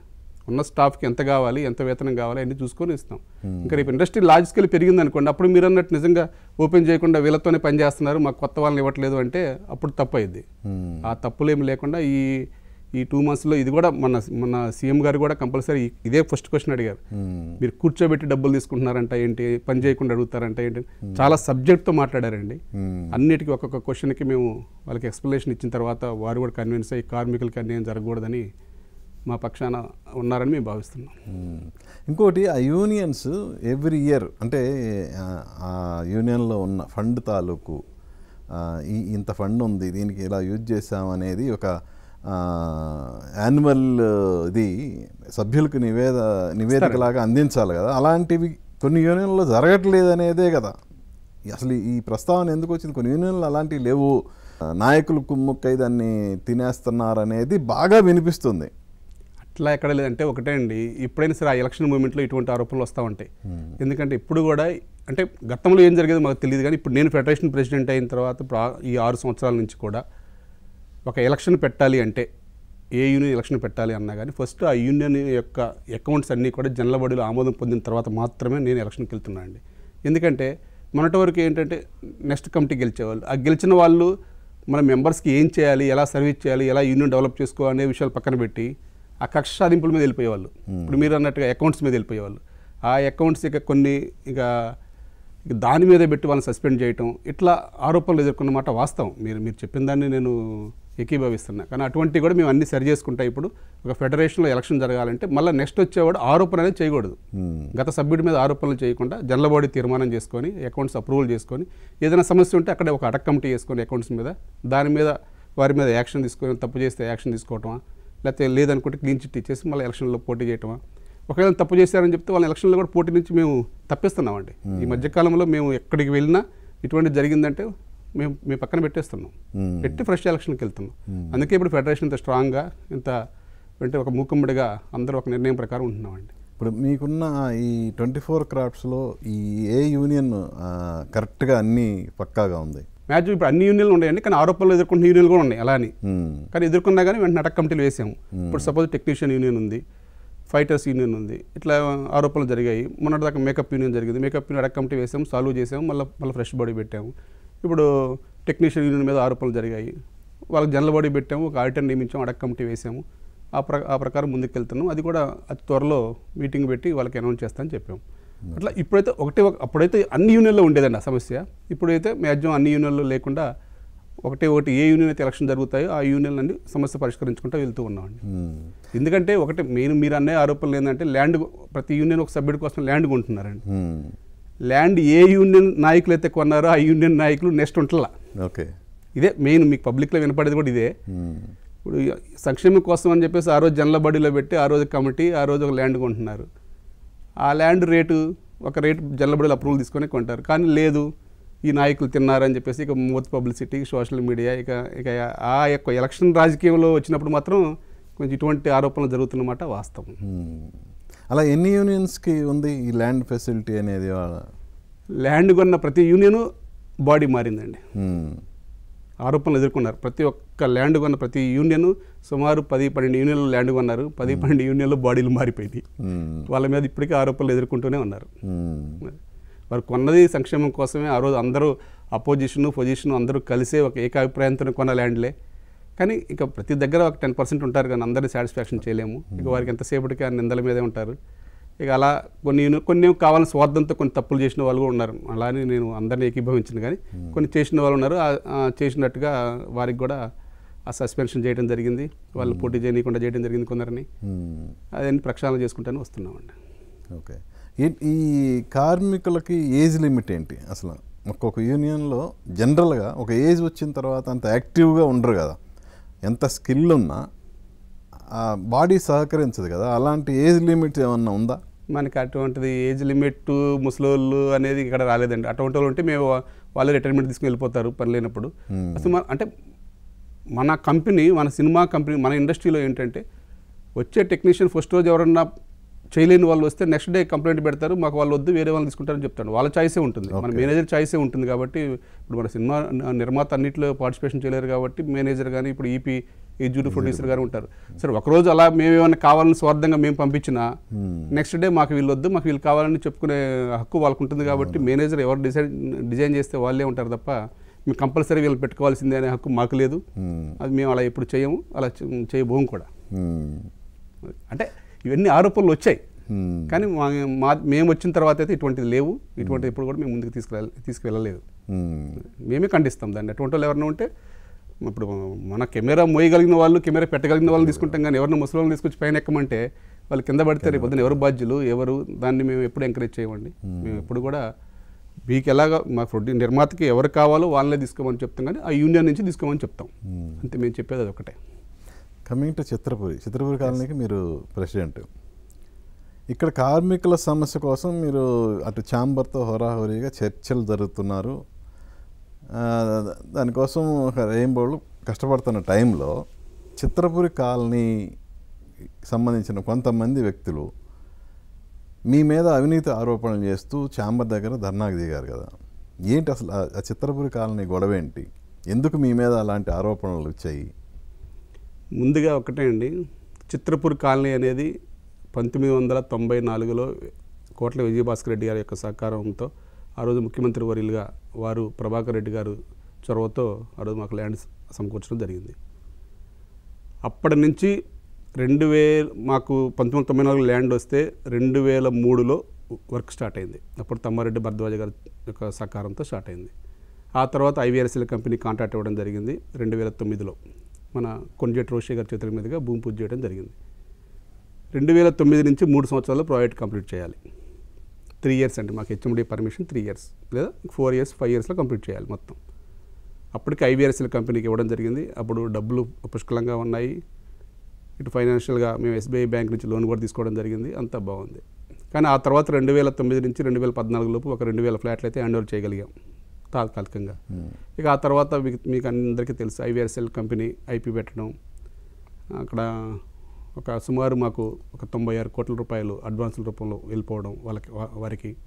ఇక ఆ తర్వాత జరిగిన పరిణామాల మీద 2020 దాకా ఇక ఈ అప్పులు తీర్చుకుంటా, ఈ అప్పులు కట్టలేక 2016 నుంచి మాకు అసలు సొసైటీ చాలా ప్రాబ్లంలోకి వెళ్ళిపోయిందండి. 16 నుంచి అయితే టోటల్గా డ్యామేజ్కి వెళ్ళిపోయింది. డ్యామేజ్ అంటే ఇక కోలుకోలేని డ్యామేజ్, ఆర్థికమైన సంక్షోభంలోకి వెళ్ళిపోయింది. ఇంకా అది ఎవరు కారకులు ఏంటి అనేది ఇక గవర్నమెంట్ ఎంక్వైరీ వేసింది, అది ఎంక్వైరీ జరుగుతుంది. 96 కోట్లు అడ్వాన్స్లు ఇచ్చారని చెప్పేసి రిపోర్ట్ ఇచ్చారు. మళ్ళీ ఆ రిపోర్ట్ మీద మళ్ళీ ఛాలెంజ్ చేశారు మేము, మా కమిటీ సభ్యులందరం. అది కూడా ఇప్పుడు అతి త్వరలో జరుగుతుంది. నేను అనేది కూడా ఒకటే, అసలు అక్కడ జరిగే అన్యాయం అనేది ఉంటే, ఇప్పుడు నేను 2020లో ప్రెసిడెంట్ అయిన నాటికే సొసైటీ ఆక్షన్లోకి వెళ్ళిపోయిందండి. ఒక ఎస్బీఐ బ్యాంక్ ఆక్షన్కి వెళ్ళిపోయింది. అటువంటిది మళ్ళీ అదే చదలవాడ రాజేష్ గారి దగ్గర అప్పు తీసుకొచ్చి దాన్ని అదే కాపాడుకుంటా, సభ్యులందరికీ చెప్పి మరీ కాపాడుకుంటా, సొసైటీని కాపాడుకుంటా వస్తున్నాం. అక్కడ వివిధ రకాల సమస్యలు మీ అందరికీ తెలుసు. ఎందుకంటే ఇల్లు వచ్చిన వాళ్ళు ఒక రకంగా ఉంటారు, ఇల్లు రానివాడు ఒక రకంగా ఉంటాడు. ఇల్లు వచ్చి కూడా డబ్బు కట్టకపోతే తీసేసే అధికారం సొసైటీకి ఉంటుంది. అలా తీసేసిన వాళ్ళకి ఇప్పుడు వచ్చేసి అప్పుడేం కొండలు ఏం కడతారులే అని చెప్పేసి ఇప్పుడు వచ్చేసి నా ఇల్లు నాకు అప్పుడు అలాట్ అయింది, నాకు గవర్నమెంట్ అలాట్ చేసింది, ఇప్పుడు ఎందుకు ఇవ్వవు అని వివిధ రకాల రికమెండేషన్లు, వివిధ రకాల ఒత్తిళ్ళు ఇవన్నీ మేము ఫేస్ చేస్తూ ఉంటాం రోజు. అంతిమంగా వచ్చేసరికి ఏంటంటే ఈ 2020 నుంచి ఒక 10 మంది మీరు చూసే ఉంటారు, 10 నుంచి 15 మంది తప్ప చిత్రపూర్లో అభియోగాలు మోపే వాళ్ళు ఎవరు లేరు, ఆరోపణలు చేసేవాళ్ళు ఎవరు లేరండి. నేను వారికి ఒక్కటే కోరుతున్నా, మాట్లాడితే వాళ్ళు సింపుల్గా ఇప్పుడు ఈ రోజు కూడా ఇప్పుడు మీ వివిధ రకాల ఛానల్లో వివిధ రకాల ఛాంబర్ దగ్గర ఇక్కడ దగ్గర చేశారు. మీరు ఎప్పుడైనా చూడండి ఆ 10-15 మందే ఉంటారు. ఇప్పుడు మేము చేసిన కష్టం వెళ్ళి మేము అధికారుల దగ్గరికి వెళ్ళి మేము మంచి వాళ్ళము, మేము ఇది చేసాము అది చేసాము మేము చెప్పుకోలేం కదా. ప్రస్తుతం చెప్పుకోవాల్సిన అవసరం ఏముంటుంది? మనం ఏమైనా చెప్పుకోవాలనుకుంటే నేను సిస్టమ్ ప్రకారం పనిచేస్తానండి. నేను చిన్న తప్పులు ఉంటే నేనేమి తప్పులు చేయలేదని నేను అనలేదు, నేను బహిరంగంగానే ఒప్పుకుంటా. నేను తప్పులు చేసినా నేను సభ్యులకు చెప్తాను, ఇది జరిగింది, ఇది కంపల్సరీ చేయవలసి వచ్చింది కాబట్టి నేను చేశాను, మరి ఏం చేయమంటారు. అప్పుడు నేను సరి చేసుకోకపోతే నా తప్పైద్ది. ఏ సమస్య ఉన్నా ఇప్పుడు ఎవరైనా సరే మనం ఎక్కడైనా సరే ఒక జనరల్ బాడీ కానీ ఒక అసెంబ్లీ కానీ దేనికి పెట్టుకుంటాం, ఆ వివిధ రకాల సమస్యల మీద ఏదైనా తప్పులు ఉన్నా సరే సభ్యుల సమక్షంలో నిర్ణయించుకోవాలి ఇవన్నీ. ఇప్పుడు ఈ 5 సంవత్సరాల నుంచి ఏ ఒక్క రోజున జనరల్ బాడీకి వచ్చి తప్పులు చెప్పండి అంటే ఒక్క రోజున వచ్చారా? ఇప్పుడు ఛాంబర్ దగ్గర ఇందిరా పార్క్ దగ్గర చేయాల్సిన అవసరం ఏముంటుంది? ఇప్పుడు ఆ 10 మంది నిజంగా వారి దగ్గర ఆరోపణలు ఉంటే, ఆధారాలు ఉంటే ఎక్కడ చెప్పాలండి? 5 సంవత్సరాలు పట్టిద్దా సభ్యులను ఒప్పించడానికి? ప్రతి 6 నెలలకు ఒకసారి కంపల్సరీ జనరల్ బాడీ పెట్టాలి. మీరు వ్యవస్థలో ఎక్కడైనా జనరల్ బాడీ పెట్టకపోతే, జనరల్ బాడీ పెట్టకుండా సొసైటీ నడిపే సొసైటీలు చాలా ఉంటాయి. వారి మీద కోర్టులకు వెళ్ళి మాకు జనరల్ బాడీ పెట్టట్లేదు, మా సమస్యలు చెప్పట్లేదు, అక్రమంగా తినేస్తున్నారు, అక్రమమైన నిర్ణయాలు తీసుకుంటున్నారని చెప్పి పోరాడే టీములు చూశారు. కానీ మా దగ్గర రివర్స్గా ఉంటుంది. రండి, జనరల్ బాడీలో తప్పులు ఉంటే సరి చేసుకుందాం, మన సొసైటీ ఆర్థిక పరిస్థితి బాగలేదు, మన సొసైటీలో ఉన్నవాళ్ళు కూడా సరి అయిన వస్తువులు లేక ఇబ్బంది పడుతున్నారు, ఇక్కడ ఒక అందరం కలిసి ఒక మూకమ్మడిగా కలిసి చేసుకుందాం రండి అంటే జనరల్ బాడీకి రారండి. ప్రాక్టికల్ ఎవరికి చెప్పాలి కూడా అర్థం కావట్లా. అసలు చిత్రపూర్లో ఉన్న సమస్యలు ఏంటి ప్రజెంట్? అదే చెప్తున్నానండి. చిత్రపూర్లో సమస్యలు ఏంటంటే చిత్రపూర్ ఆర్థిక సంక్షోభంలోకి వెళ్ళిపోయిందండి. బాగా ఇప్పుడు 170 కోట్ల రూపాయలు లాసులో ఉంది ఈరోజు ప్రజెంట్. ఎందుకు లాసు అంటే ఐవీఆర్సీఎల్ ఐపీ పెట్టడంతో 111 కోట్ల అప్పుల్లోకి వెళ్ళిపోయింది. ఇప్పుడు 2019కి అప్పుల్లోకి వెళ్ళిపోయింది. ఆల్రెడీ బ్యాంకు ఎన్పిఐ అయిపోయింది, బ్యాంక్ కట్టాలి, ప్లస్ కన్స్ట్రక్షన్ అయిపోయింది, 2 బెడ్రూమ్ కానీ రోవర్స్ కానీ ఎంఐజీ కానీ మొత్తం అటు డూప్లెక్స్లు కానీ ఆల్రెడీ ఉన్న ఎల్ఐజీ హెచ్ఐజీ కూడా డెవలప్మెంట్ పనులన్నీ అయిపోయినాయి. ఇవన్నీ కష్టాలన్నీ ఎదుర్కొంటూ మేము ఆడ ఉన్నాను కాబట్టి నాకు అన్ని అవగాహన తెలుసు కాబట్టి 2020లో సభ్యులందరూ కూడా నన్ను మూకమ్ముడిగా నా ప్యానల్ మొత్తాన్ని గెలిపించారండి. ఆ రోజు పెద్దలందరూ నా మీద పోటీ చేశారు, అందరినీ చేయించుకొని అనిలే చేయగలడని చెప్పేసి నా మీద నమ్మకం పెట్టి చేశారు. ఆ రోజు నుంచి నన్ను ఏ రోజు పని చేయలేదండి. అయినా సరే నేను కూడా అదే మొండి పట్టుదలతో ఎస్బీఐ బ్యాంక్ ఎన్పీకి పోకుండా కాపాడాను అప్పు తీసుకొచ్చి. తర్వాత ప్రాజెక్ట్ కంప్లీట్ చేసి ఈరోజు 4213 మంది ఫ్యామిలీస్ని ఇళ్లలో పెట్టాను, అన్ని వస్తువులు ఏర్పాటు చేసి ఇప్పుడు ప్రశాంతంగానే ఉన్నామండి మేము. ఓన్లీ రాజకీయ కక్షలు తప్ప. కానీ ఇప్పుడు ఒకటి ఏంటంటే ఈ అప్పు ఎలా తీర్చాలనేది ఒక సమస్య, మెయిన్ సమస్య. ఇప్పుడు వాళ్ళకి ఏంటంటే వారికి ఎంతసేపటికి వారికి కావాల్సింది ఏంది అంటే సొసైటీ డెవలప్మెంట్ కాదు, నా వ్యక్తిగతం నన్ను సాటిస్ఫాక్షన్ చేయాలి. అటువంటి సభ్యులు మేము గుర్తించాము. మన జనరల్ బడిలో అందరి సభ్యులు తీసివేయమని చెప్పారు. వారికి ఏమైనా ఉంటే జనరల్ బడిలో వారిని మనం ఆహ్వానించాం. మిమ్మల్ని ఎందుకు తీసేయకూడదో, అధ్యక్షుల వారి మీద కానీ సొసైటీ మీద కానీ మీరు చేస్తున్న ఆరోపణలు ఏంటో ఆధారాలతో మాకు చూపించండి, అలా ఉంటే కమిటీ మీద మేము యాక్షన్ తీసుకుంటాం, లేకపోతే మీ మీద యాక్షన్ తీసుకుంటాం అని చెప్పేసి నోటీసులు రాసి మరి వాళ్ళని ఆహ్వానించాం. వచ్చారు, ఒక్క ఆరోపణ చెప్పలేకపోయారు. ఏదైనా ఉంటే కోర్టులో తేల్చుకుంటామంటారు. ప్రతిసారి ఇదే సమస్య అండి. అంతేగాని ఇప్పుడు 170 కోట్లు ఎట్లా తీర్చాలి అనేది ప్రతి ఒక్క సమస్య ఇక్కడ మేజర్ పార్ట్. అలాగే 2 బెడ్రూమ్ ఉంది, ఇళ్లలో అందరూ ఉంటున్నారు, అన్ని వసతులు ఏర్పాటు చేశాను. ఇప్పుడు లిఫ్ట్లు కానీ వాటర్ కానీ అన్నీ ఇస్తున్నా, పవర్ కానీ ఆ అట్మాస్ఫియర్ లేదు. ఇంకా గ్రౌండ్ వర్క్, ఇంకా వీడిఎఫ్ కానీ కొంచెం లిఫ్ట్లు బాగా పాడైపోతున్నాయి. ఇప్పుడో లిఫ్ట్లు, అది 20 years బ్యాక్ లిఫ్ట్లు. ఇటువంటి సమస్యలతో బాగా ఇబ్బంది పడుతున్నాం. ఇంకా రో హౌస్ ఉంది, రో హౌస్లో 225 రో హౌస్లు ఉంటే సుమారు 120 మంది ఆక్యుపేషన్లో ఉంటున్నారు. మిగతా రోడ్లు లేవు, వాటర్ లేవు, ఏర్పాటు చేయడానికి డబ్బు లేదు మా దగ్గర. అలాగే డూప్లెక్స్ ఉంది, ఇంకా చాలా పనులు ఉన్నాయి, ఇంకా రోడ్లు వేయాల్సినవి ఉన్నాయి, ఆడ క్లబ్ హౌస్లు కానీ కమర్షియల్ కాంప్లెక్స్ ఇవన్నీ కట్టాల్సినవి ఉన్నాయి. ఇవన్నీ చేయించుకోవడానికి, ఇవన్నీ కూడా కంప్లీట్ చేయడానికి మాకు ఒక ఫ్యూచర్ ఎక్స్పాన్షన్ ల్యాండ్ అని పెట్టుకున్నామండి అప్పట్లో, ఒక 3.5 acres. ఆ ల్యాండ్ డెవలప్ చేసి దాంట్లో కన్స్ట్రక్షన్ చేసి ఆ డబ్బులు సమకూర్చుకొని అప్పులు తీర్చాలి తప్ప ఇక్కడ వివిధ రకాలు వేరే రకంగా సభ్యుల మీద భారం వేసే పని లేదు అక్కడ. కాదు, అసలు ఇప్పుడు చిత్రపురి కాలనీ అనేది సినిమా కార్మికుల కోసం, అలాగే సినిమా ఇండస్ట్రీ వాళ్ళ కోసం కేటాయించిన ల్యాండ్ అది. అవునండి. సో అసలు ఇప్పుడు చిత్రపురి కాలనీలో సినిమాయేతరులు ఎంతమంది ఉన్నారు? చిత్రపురిలో సినిమా కార్మికులు లేకుండా ఎవరు ఉంటారండి? సినిమా కార్మికులు అమ్ముకున్నారు, సినిమా కార్మికులకే ఇస్తారు ఫ్లాట్ అనేది. అక్కడ బయట వాళ్ళకి ఎవరికి ఎవరు 24 crowdsలో వాళ్ళకి కానీ, ఛాంబర్కి సంబంధించిన కానీ, టీవీ పరిశ్రమకు సంబంధించిన వాళ్ళకి కానీ, ఇట్లా మన ఈ టీవీ మీడియా, మన సినిమా మీడియా వాళ్ళకి తప్ప బయట వాళ్ళకి ఎవరికి ఇవ్వరండి. అక్కడ వారి దగ్గర నుంచి పర్చేజ్ చేసుకున్నారు. ఓకే, సరే, మీరు చెప్పిన ప్రకారం వస్తే అలా ప్రస్తుతం అమ్ముకున్న వాళ్ళు ఎంతమంది, ఇతరులు ఎంతమంది ఉన్నారు? 50% అమ్మేసుకున్నారండి, 50% బయట వాళ్ళే ఉంటున్నారు ఇక్కడ. ఇప్పుడు 50% బయట వాళ్ళు అంటే వాళ్ళు కొనుక్కొని ఉన్నవాళ్ళు, వాళ్ళకి ఇంకా చిత్రపురికి సంబంధం ఉండదు. వాళ్ళకి మా దాంట్లో మెంబర్షిప్ ఉండదు, వాళ్ళు మాట్లాడే హక్కు కూడా మా జనరల్ బడిలో కానీ సమస్యల మీద మాట్లాడే హక్కు ఉండదు వాళ్ళకి. వాళ్ళు ఆల్రెడీ ఫ్లాట్ కొనుక్కున్నారు, వాళ్ళు సెకండ్ ఓనర్స్ కింద ఉంటారు తప్ప సొసైటీలో సభ్యత్వాలు ఉండవు. ఆ తర్వాత దాంట్లో కూడా సినిమా వాళ్ళు కనుక సెకండ్ సేల్ కొనుక్కుంటే వారికి సభ్యత్వాలు ఇస్తాం మేము. ఓకే, ఇప్పుడు ఏంటంటే బయటికి ఎలా అయిపోతుంటే అంత డాక్టర్లు ఉన్నారు, యాక్టర్లు ఉన్నారు, ఎవరెవరో ఉన్నారు అనేది బాగా. మీ మాటకే వస్తే ఇప్పుడు 50% అవుట్ సైడర్స్ ఉన్నారు కదా, ఎలక్షన్ జరిగినప్పుడు అమ్ముకొని వెళ్ళిన వాళ్ళకి ఎలా ఓటింగ్ ఇస్తారు మీరు? ఇవ్వమండి మేము. ఇప్పుడు ఓటింగ్లో ఎవరు పాల్గొనట్లేదా? వాళ్ళు ఎవరు లేదు అట్లా. అమ్ముకొని వెళ్ళిపోయిన వాళ్ళకి మేము షేర్ క్యాపిటల్ అవన్నీ కనుక మేము రిఫండ్ చేస్తే వారు వచ్చి పార్టిసిపేషన్ చేయరు. అమ్ముకొని వెళ్ళారని చెప్పి మాకు నిర్ధారణ జరిగితే ఆటోమేటిక్గా అమ్మితే ఫ్లాట్లు మా దృష్టికి వచ్చిన వాటి వరకు మేము కంపల్సరీ తీసేస్తామండి. దృష్టికి రాకుండా అమ్ముకున్నారంటే వాళ్ళకి మేము పోయి అడగలేం కదా వాళ్ళని. అటువంటి కూడా ఇప్పుడు ఇంకా ఎలక్షన్ మూమెంట్ కాబట్టి అటువంటి కూడా వస్తే వాటి మీద కూడా మేము చర్యలు తీసుకుంటాం. దానికి సొసైటీ దృష్టికి రాకుండా జరగదు కదా. సపోజ్ వాళ్ళు ఇల్లు అమ్మాలన్నా సొసైటీ పర్మిషన్ లేదు మొన్నటి వరకు. ఇప్పుడు పెట్టుకున్నాం మేము, ఎన్ఓసి అనేది ఇప్పుడు పెట్టుకున్నాం, అంతకుముందు లేదు. అంతకుముందు ఇప్పుడు మేము ఇల్లు రిజిస్ట్రేషన్ చేసామంటే మీరు ఎప్పుడు అమ్ముకున్నారో కూడా మాకు తెలియదు. మళ్ళీ తర్వాత మేము ఈసీలు తీసినప్పుడు వస్తే వాటిని మేము పరిగణలో తీసుకుంటాం. కానీ ఇప్పుడు అటువంటి వాళ్ళకైతే లేదండి. హోటక్ అనేది ఆల్రెడీ మన మెంబర్షిప్ ఉన్న వాళ్ళకే ఉంటుంది తప్ప బయట వాళ్ళు ఆల్రెడీ ఉన్న వాళ్ళు, వెళ్ళిపోయిన వాళ్ళు చెక్ రూపంలో షేర్ క్యాపిటల్ మేము రిఫండ్ ఇచ్చిన వాళ్ళు వచ్చి ఓటేయరు. అది లేదు, హోటక్ ఉండదు, ఆల్రెడీ తీసివేస్తాం. ఓకే, ఇప్పుడు మీరు అన్నారు ఫ్యూచర్ అవసరాల కోసం 3.5 ఎకరాలు అట్టు పెట్టుకున్నామని. ఇప్పుడు ఆ ల్యాండ్లో ఒక కమర్షియల్ వెంచర్ అనేది ప్లాన్ చేశారు కదా మీరు, అది ఎలా అసలు? మేము కమర్షియల్ వెంచర్ అదే అండి. అందరికీ ఏంటంటే అపోహలు ఏంటంటే అక్కడ మేము యాజ్ పర్ జీవోలో ఫ్లాట్స్ కట్టాలని క్లియర్గా ఉంది మాకు. FLAT ఫ్లాట్స్ కట్టాలి, ఎంత సైజులో అని కాదండి. కమర్షియల్ అనేసరికి ఏంటంటే 4,000 SFT కట్టేసరికి కమర్షియల్ అంటున్నారు. ఇక్కడ 24 crafts అండి. 24 crafts అంటే అందరూ డైరెక్టర్లు ఉంటారు, రైటర్ ఉంటారు, ఎడిటర్ ఉంటారు, హీరో ఉంటారు, ఆర్టిస్ట్ ఉంటారు, అందరూ వివిధ రకాల టెక్నీషియన్లు అందరూ ఉంటారండి. అందరికీ ఆమోదయోగ్యంగా చూడాలి. అలాగే చిత్రపురి ఏ సమస్యల్లో ఉంది, ఈ సమస్య నుంచి ఎలా బయటపడాలనేది కూడా మెయిన్ పరిగణలో తీసుకోవాలండి. అలా కట్టకపోతే అదే సింగిల్ బెడ్రూమ్లు కానీ 2 bedroom కానీ కడితే కనుక ఎక్కువ ఫ్లాట్స్ వస్తాయి కానీ SFT రాదు. దాన్ని మన సభ్యులకు అందజేస్తే ఈ 170 కోట్ల అప్పు ఎలా తీరుతుంది? 170 కోట్ల అప్పు తీరకపోగా ఉన్న 4,000 మంది మీద మనిషికి 5 లక్షల రూపాయలు భారం వేయాల్సి వస్తుంది. అంటే ఇప్పుడు ఎందుకు అడుగుతున్నానంటే, ఇల్లు రాని వాళ్ళు చాలామంది ఉన్నారు. సినిమా వాళ్ళ కోసం కేటాయించిన చిత్రపురి కాలనీలో ఇంకా ఇల్లు కోసం ఎదురు చూసే వ్యక్తులు చాలామంది ఉన్నారు. వాళ్ళని కాదని మీరు అప్పు ఉంది కదా అని కమర్షియల్గా వెళ్ళి బయట వ్యక్తుల్ని ఆహ్వానిస్తే అసలు టోటల్ పర్పస్ అనేదే సాల్వ్ అవ్వదు కదా. మేము బయట వ్యక్తులకు ఇవ్వండి, ఇప్పుడు కూడా చెప్తున్నాం.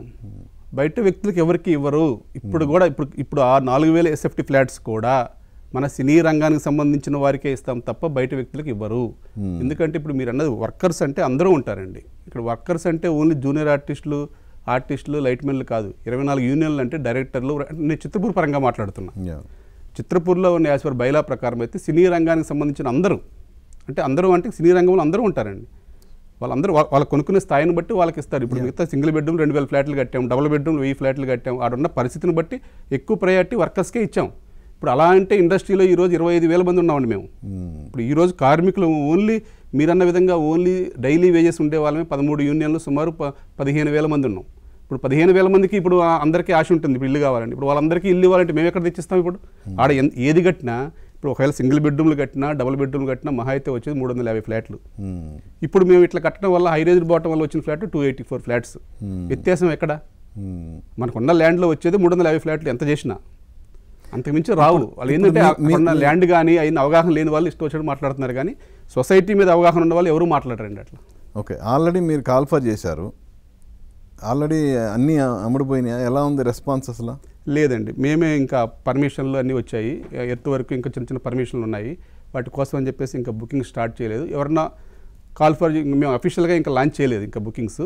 మామూలుగా ఎవరన్నా వచ్చి కనుక బుక్ చేసుకుంటే మాత్రం మన సినీ కార్మికులు తీసుకుంటున్నాం. కానీ ఇంకా అతి త్వరలో ఎట్లా ఎలక్షన్స్ కూడా ఉన్నాయి కాబట్టి ఇప్పుడే వద్దు అని అఫీషియల్గా ఇంకా లాంచ్ చేయలేదు.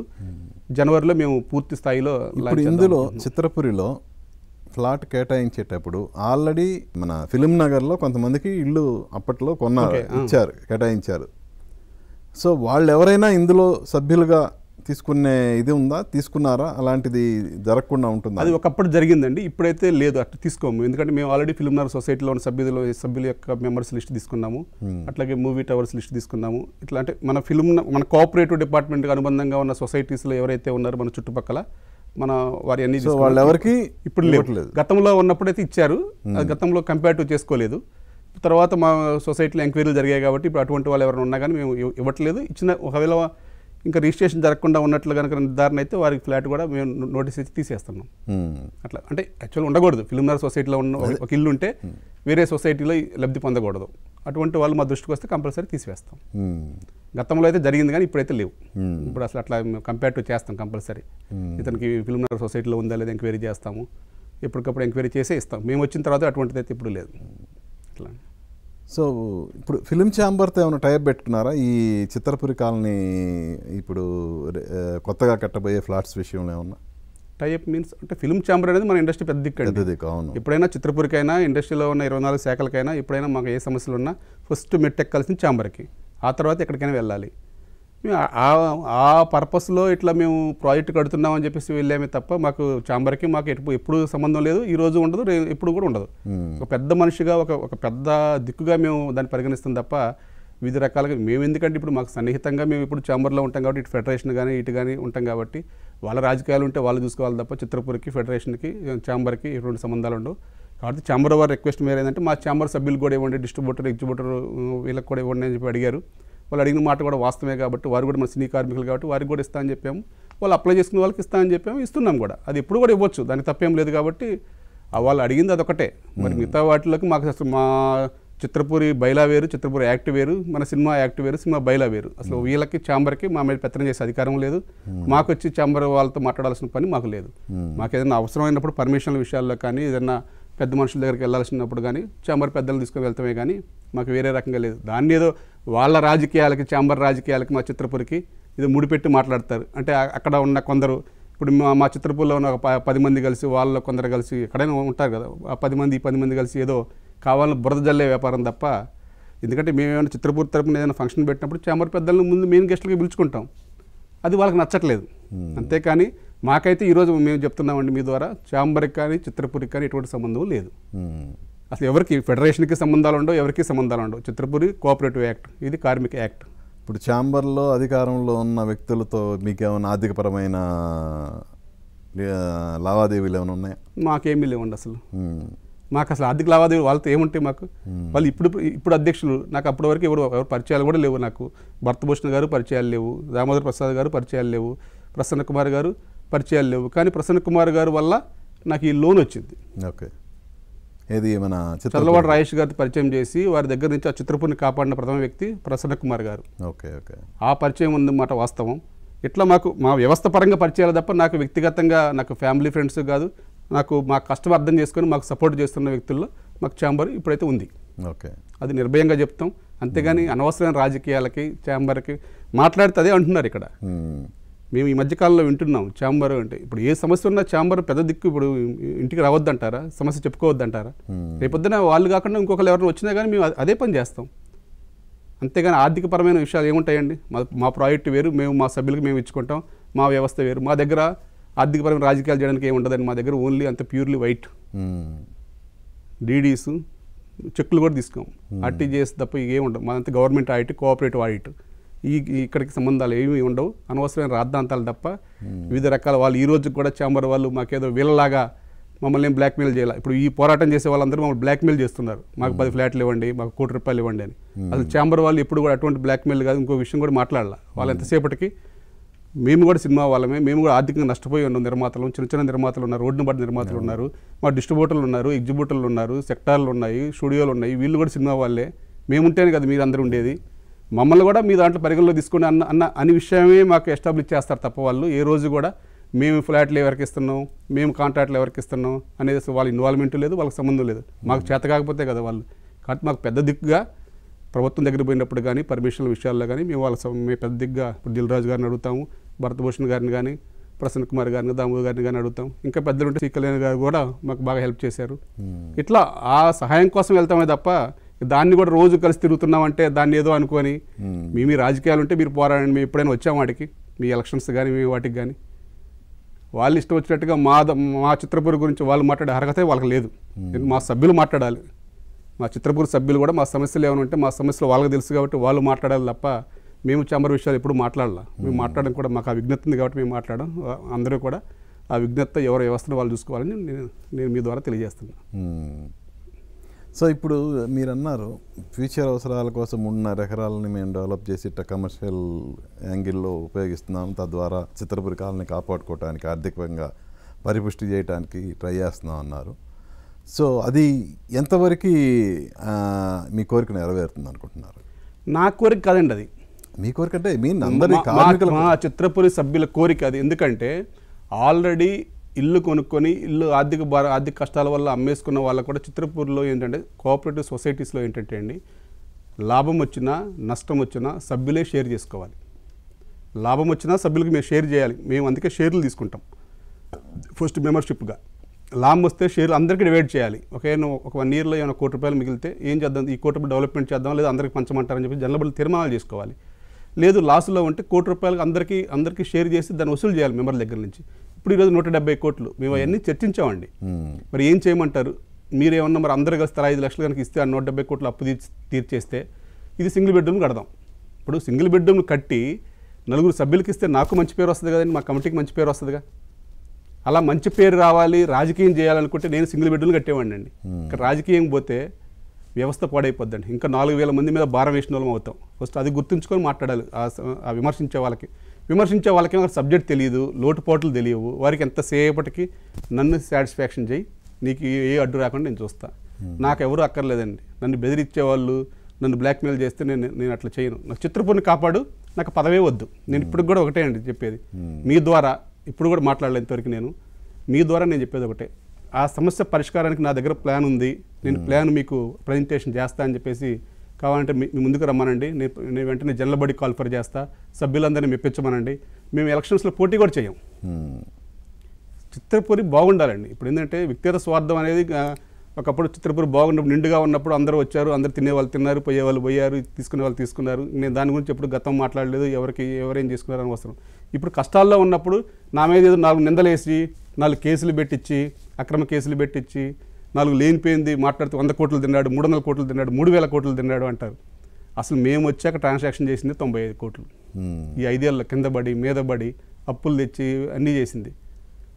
నేను కూడా అదే అంటున్నానండి, అటువంటిది ఏదంటే క్లీన్ చిట్ చేయి. 100 కోట్ల అవినీతి అంటున్నావు కదా, తీసుకొచ్చి చూయించు, ఎంక్వైరీ చేయి. ఆల్రెడీ ఎంక్వైరీ జరుగుతున్నాయి, ఎంక్వైరీ సహకరించు. ఎవరు తిన్నారో అవన్నీ క్లీన్ చిట్గా వచ్చిన తర్వాత నేను కూడా ఎలక్షన్కి వెళ్దాం అంటున్నానండి.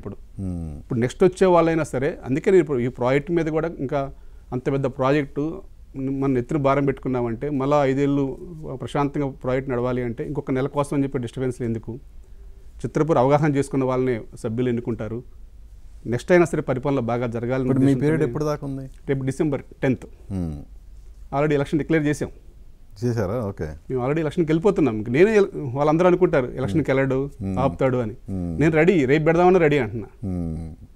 సభ్యులకు తెలిసండి అక్కడ ఆరోపణలు చేసేది ఎవరు, కష్టాలు పడేది ఎవరు, దీన్ని ఎవరైతే ఆదుకుంటారనేది మా సభ్యులు అవగాహన చేసుకుంటారు. రేపొద్దున ఎవరిని నమ్మితే వాళ్ళు వచ్చి దాన్ని కాపాడాలి. అలా ఉండాలి తప్ప వచ్చింది కదా నాకు నా ఫ్లాట్ నేను రిజిస్ట్రేషన్ చేసుకుని వెళ్ళిపోతా, నా వాళ్ళకి ఇచ్చుకుంటా అంటే అది కాదు. ఎవరో ఒకళ్ళు భారం మొయ్యాలి కాబట్టి, నిందలు పడాలి కాబట్టి మోస్తున్నానే కానీ నాకెందుకులే అని చెప్పి నేను వెళ్ళిపోతే అది ఈరోజు ఇస్తరైపోద్దండి. మీరు అనొచ్చు 170 కోట్లు ఏంటి అని కూడా మీకు ఆ సందేహం వస్తుంది. చదలవాడ రాజేష్ గారికి అప్పు కట్టాలి. 83 కోట్ల రూపాయలు సభ్యులు డబ్బు ఉందండి మా దగ్గర. వెయిటింగ్ మెంబర్స్ మీరు అన్నారు ఇందాక, వెయిటింగ్ మెంబర్స్ వారు డబ్బు ఉంది. వారు ఇష్టం ఉన్న వాళ్ళు కొత్త ప్రాజెక్టులు తీసుకుంటున్నారు. అట్లా ఇంకా వీళ్ళు లేని వాళ్ళకి కూడా ఇంకా 83 crores ఉంది. అది ఏ రోజుకైనా ఇవ్వాల్సిందే మేము. ప్లస్ ప్రాజెక్ట్ కంప్లీట్ చేయాలంటే ఇంకో 40 crores కావాలి. ఇవన్నీ కలుపుకొని వాటర్కు 5 కోట్లు కట్టాలి, పర్మిషన్కి 10 కోట్లు కట్టాలి. ఇట్లా వివిధ రకాలుగా ఉన్నాయి. ఫైర్ ఉంది, అక్కడ ఎన్విరాన్మెంటల్ పర్మిషన్ ఉంది. ఇవన్నీ కోట్ల రూపాయలు కూడిన పనులండి. ఇక్కడ ఎవరికి ఏం తెలియదు. అక్కడ మా దగ్గర మెయిన్ ప్రాబ్లం వాటర్ అండి. చిత్రపూర్లో టోటల్ మంజీరా వాటరే అండి. ఎక్కడా ఉండదు ట్విన్ సిటీస్లో. 24 గంటలు మంజీరా వాటర్. 100 బోర్లు వేసినా 100 బోర్లు పడలేదండి. ఇప్పుడు వర్షాకాలం మాత్రం తూతు మాత్రం పనిచేస్తాయి. అటువంటిది కూడా మేము జనరేట్ చేసుకుంటా ఎప్పుడు మంజీరా వాటర్ అందజేస్తాం. వాటర్ ప్రాబ్లం లేకుండా సిటీ అంతా వాటర్ ప్రాబ్లం వచ్చినా మా దగ్గర వాటర్ ప్రాబ్లం రాదు. అలా మెయింటైన్ చేసుకుంటా వస్తాం. కాబట్టి ఇప్పుడు ఇన్ని సమస్యలు ఉన్న చిత్రపురి కొత్తగా సభ్యులు రావాలంటే ఇన్ని సమస్యలు ఉన్నాయని ఓపెన్గా మీరు చెప్పినప్పుడు కొత్తగా వచ్చేవాళ్ళు ఆలోచిస్తారుగా. ఎవరు ఆలోచించినా ఆ ప్రాజెక్ట్ వేరండి, ఈ ప్రాజెక్ట్ వేరు. అందుకే మేము క్లియర్గా 7,000 రూపాయలు పెట్టింది కారణం కూడా అదే. ప్రాజెక్టుకి దీనికి సమస్య సంబంధం ఉండదండి. ప్రాజెక్టుకి ఈ సమస్యకి ఉన్న బడ్జెట్ని అంతా సమకూర్చుకొని 7,000 రూపాయలు పెట్టాం. లేకపోతే మేము 5,000కే అమ్మాలి. ఆ బఫర్ పెట్టింది ఎందుకంటే ప్రాజెక్ట్ మీద భారం పడదు. ఆ నమ్మి వచ్చే వాళ్ళే వస్తారు తప్ప మేము అందుకే ఇప్పుడు ఎవరిని కూడా అగ్రెసివ్గా రమ్మని కూడా చెప్పిన కారణం అదే. చూద్దాం, కష్టాల్లో ఉన్నప్పుడు వచ్చిన సభ్యుల్ని మనం ఆహ్వానిద్దాం, వాళ్ళకే బెనిఫిట్ చేద్దాం. తర్వాత ఇప్పుడు వచ్చి అంత ప్రాజెక్టు ఒక 10 ఫ్లోర్లు కట్టిన తర్వాత చాలామంది వస్తారండి. ఒక ఫుట్టింగ్ పడ్డాక మేము వస్తాం అని చెప్పి మన వాళ్ళే వస్తారు. మన వాళ్ళ గురించి తెలియదు ఏముంది.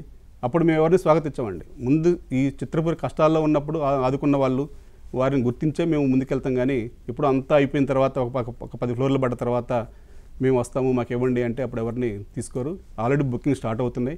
ఎందుకంటే ఆ చుట్టుపక్కల మీకు తెలుసండి, ఎకరం 170 crores, SFT 15,000 లేని లేదు. మన ల్యాంకోయిల్ చుట్టూ 2 పక్కల చెరువులు. మన చిత్రపూరి చాలా ఆహ్లాదంగా ఉంటుంది. ఇటు ఫ్రంట్ చెరువు ఉంటుంది, ఆ బ్యాక్ ఏమో చెరువు ఉంటుంది. మన రోడ్లన్నీ 120 feet రోడ్లు. చాలా మన కమ్యూనిటీ ఎక్కడా ఉండదండి. ఎందుకంటే చాలా ఆహ్లాదంగా ఉంటుంది మంజీరా వాటర్తో ఎప్పుడు కూడా. కానీ అలా ఆహ్లాదంగా ఇంకా డెవలప్ చేయాలి. దాని రోడ్లు ఇంకా డెవలప్మెంట్ లేదు. మీరు ఆహ్లాదంగా ఉందన్నారు, ఏమున్నాయి ఆ రోడ్లే కదా, చెట్లు లేవు, ఏం లేవు అనొచ్చు. కానీ చేయాలంటే కన్స్ట్రక్షన్ పనులు అన్నీ ఉన్నాయి కాబట్టి ఒక ప్లానింగ్ ఉంది. ఆ కన్స్ట్రక్షన్ స్టార్ట్ అయిన తర్వాత రోడ్లు అవన్నీ కూడా డెవలప్ చేసుకుంటూ వెళ్తే చాలా ఒక 12,000 మంది నివాసం ఉండేదండి ఆడ. అంత పెద్ద కమ్యూనిటీ కాబట్టి దాన్ని మంచిగా అందరూ కూడా సహకరించుకొని ముందుకెళ్ళాలి. ఆరోపణలు ఏముందండి, ఇప్పుడు నేను కూడా మైక్ దొరికింది కదా అని చెప్పేసి నేను కూడా ఇష్టం వచ్చినట్టుగా మాట్లాడవచ్చు. కానీ నాకు అట్లా నైజం కాదు. నాకు నా పెద్దలు కానీ నా తల్లిదండ్రులు నాకు అట్లా నేర్పలేదు.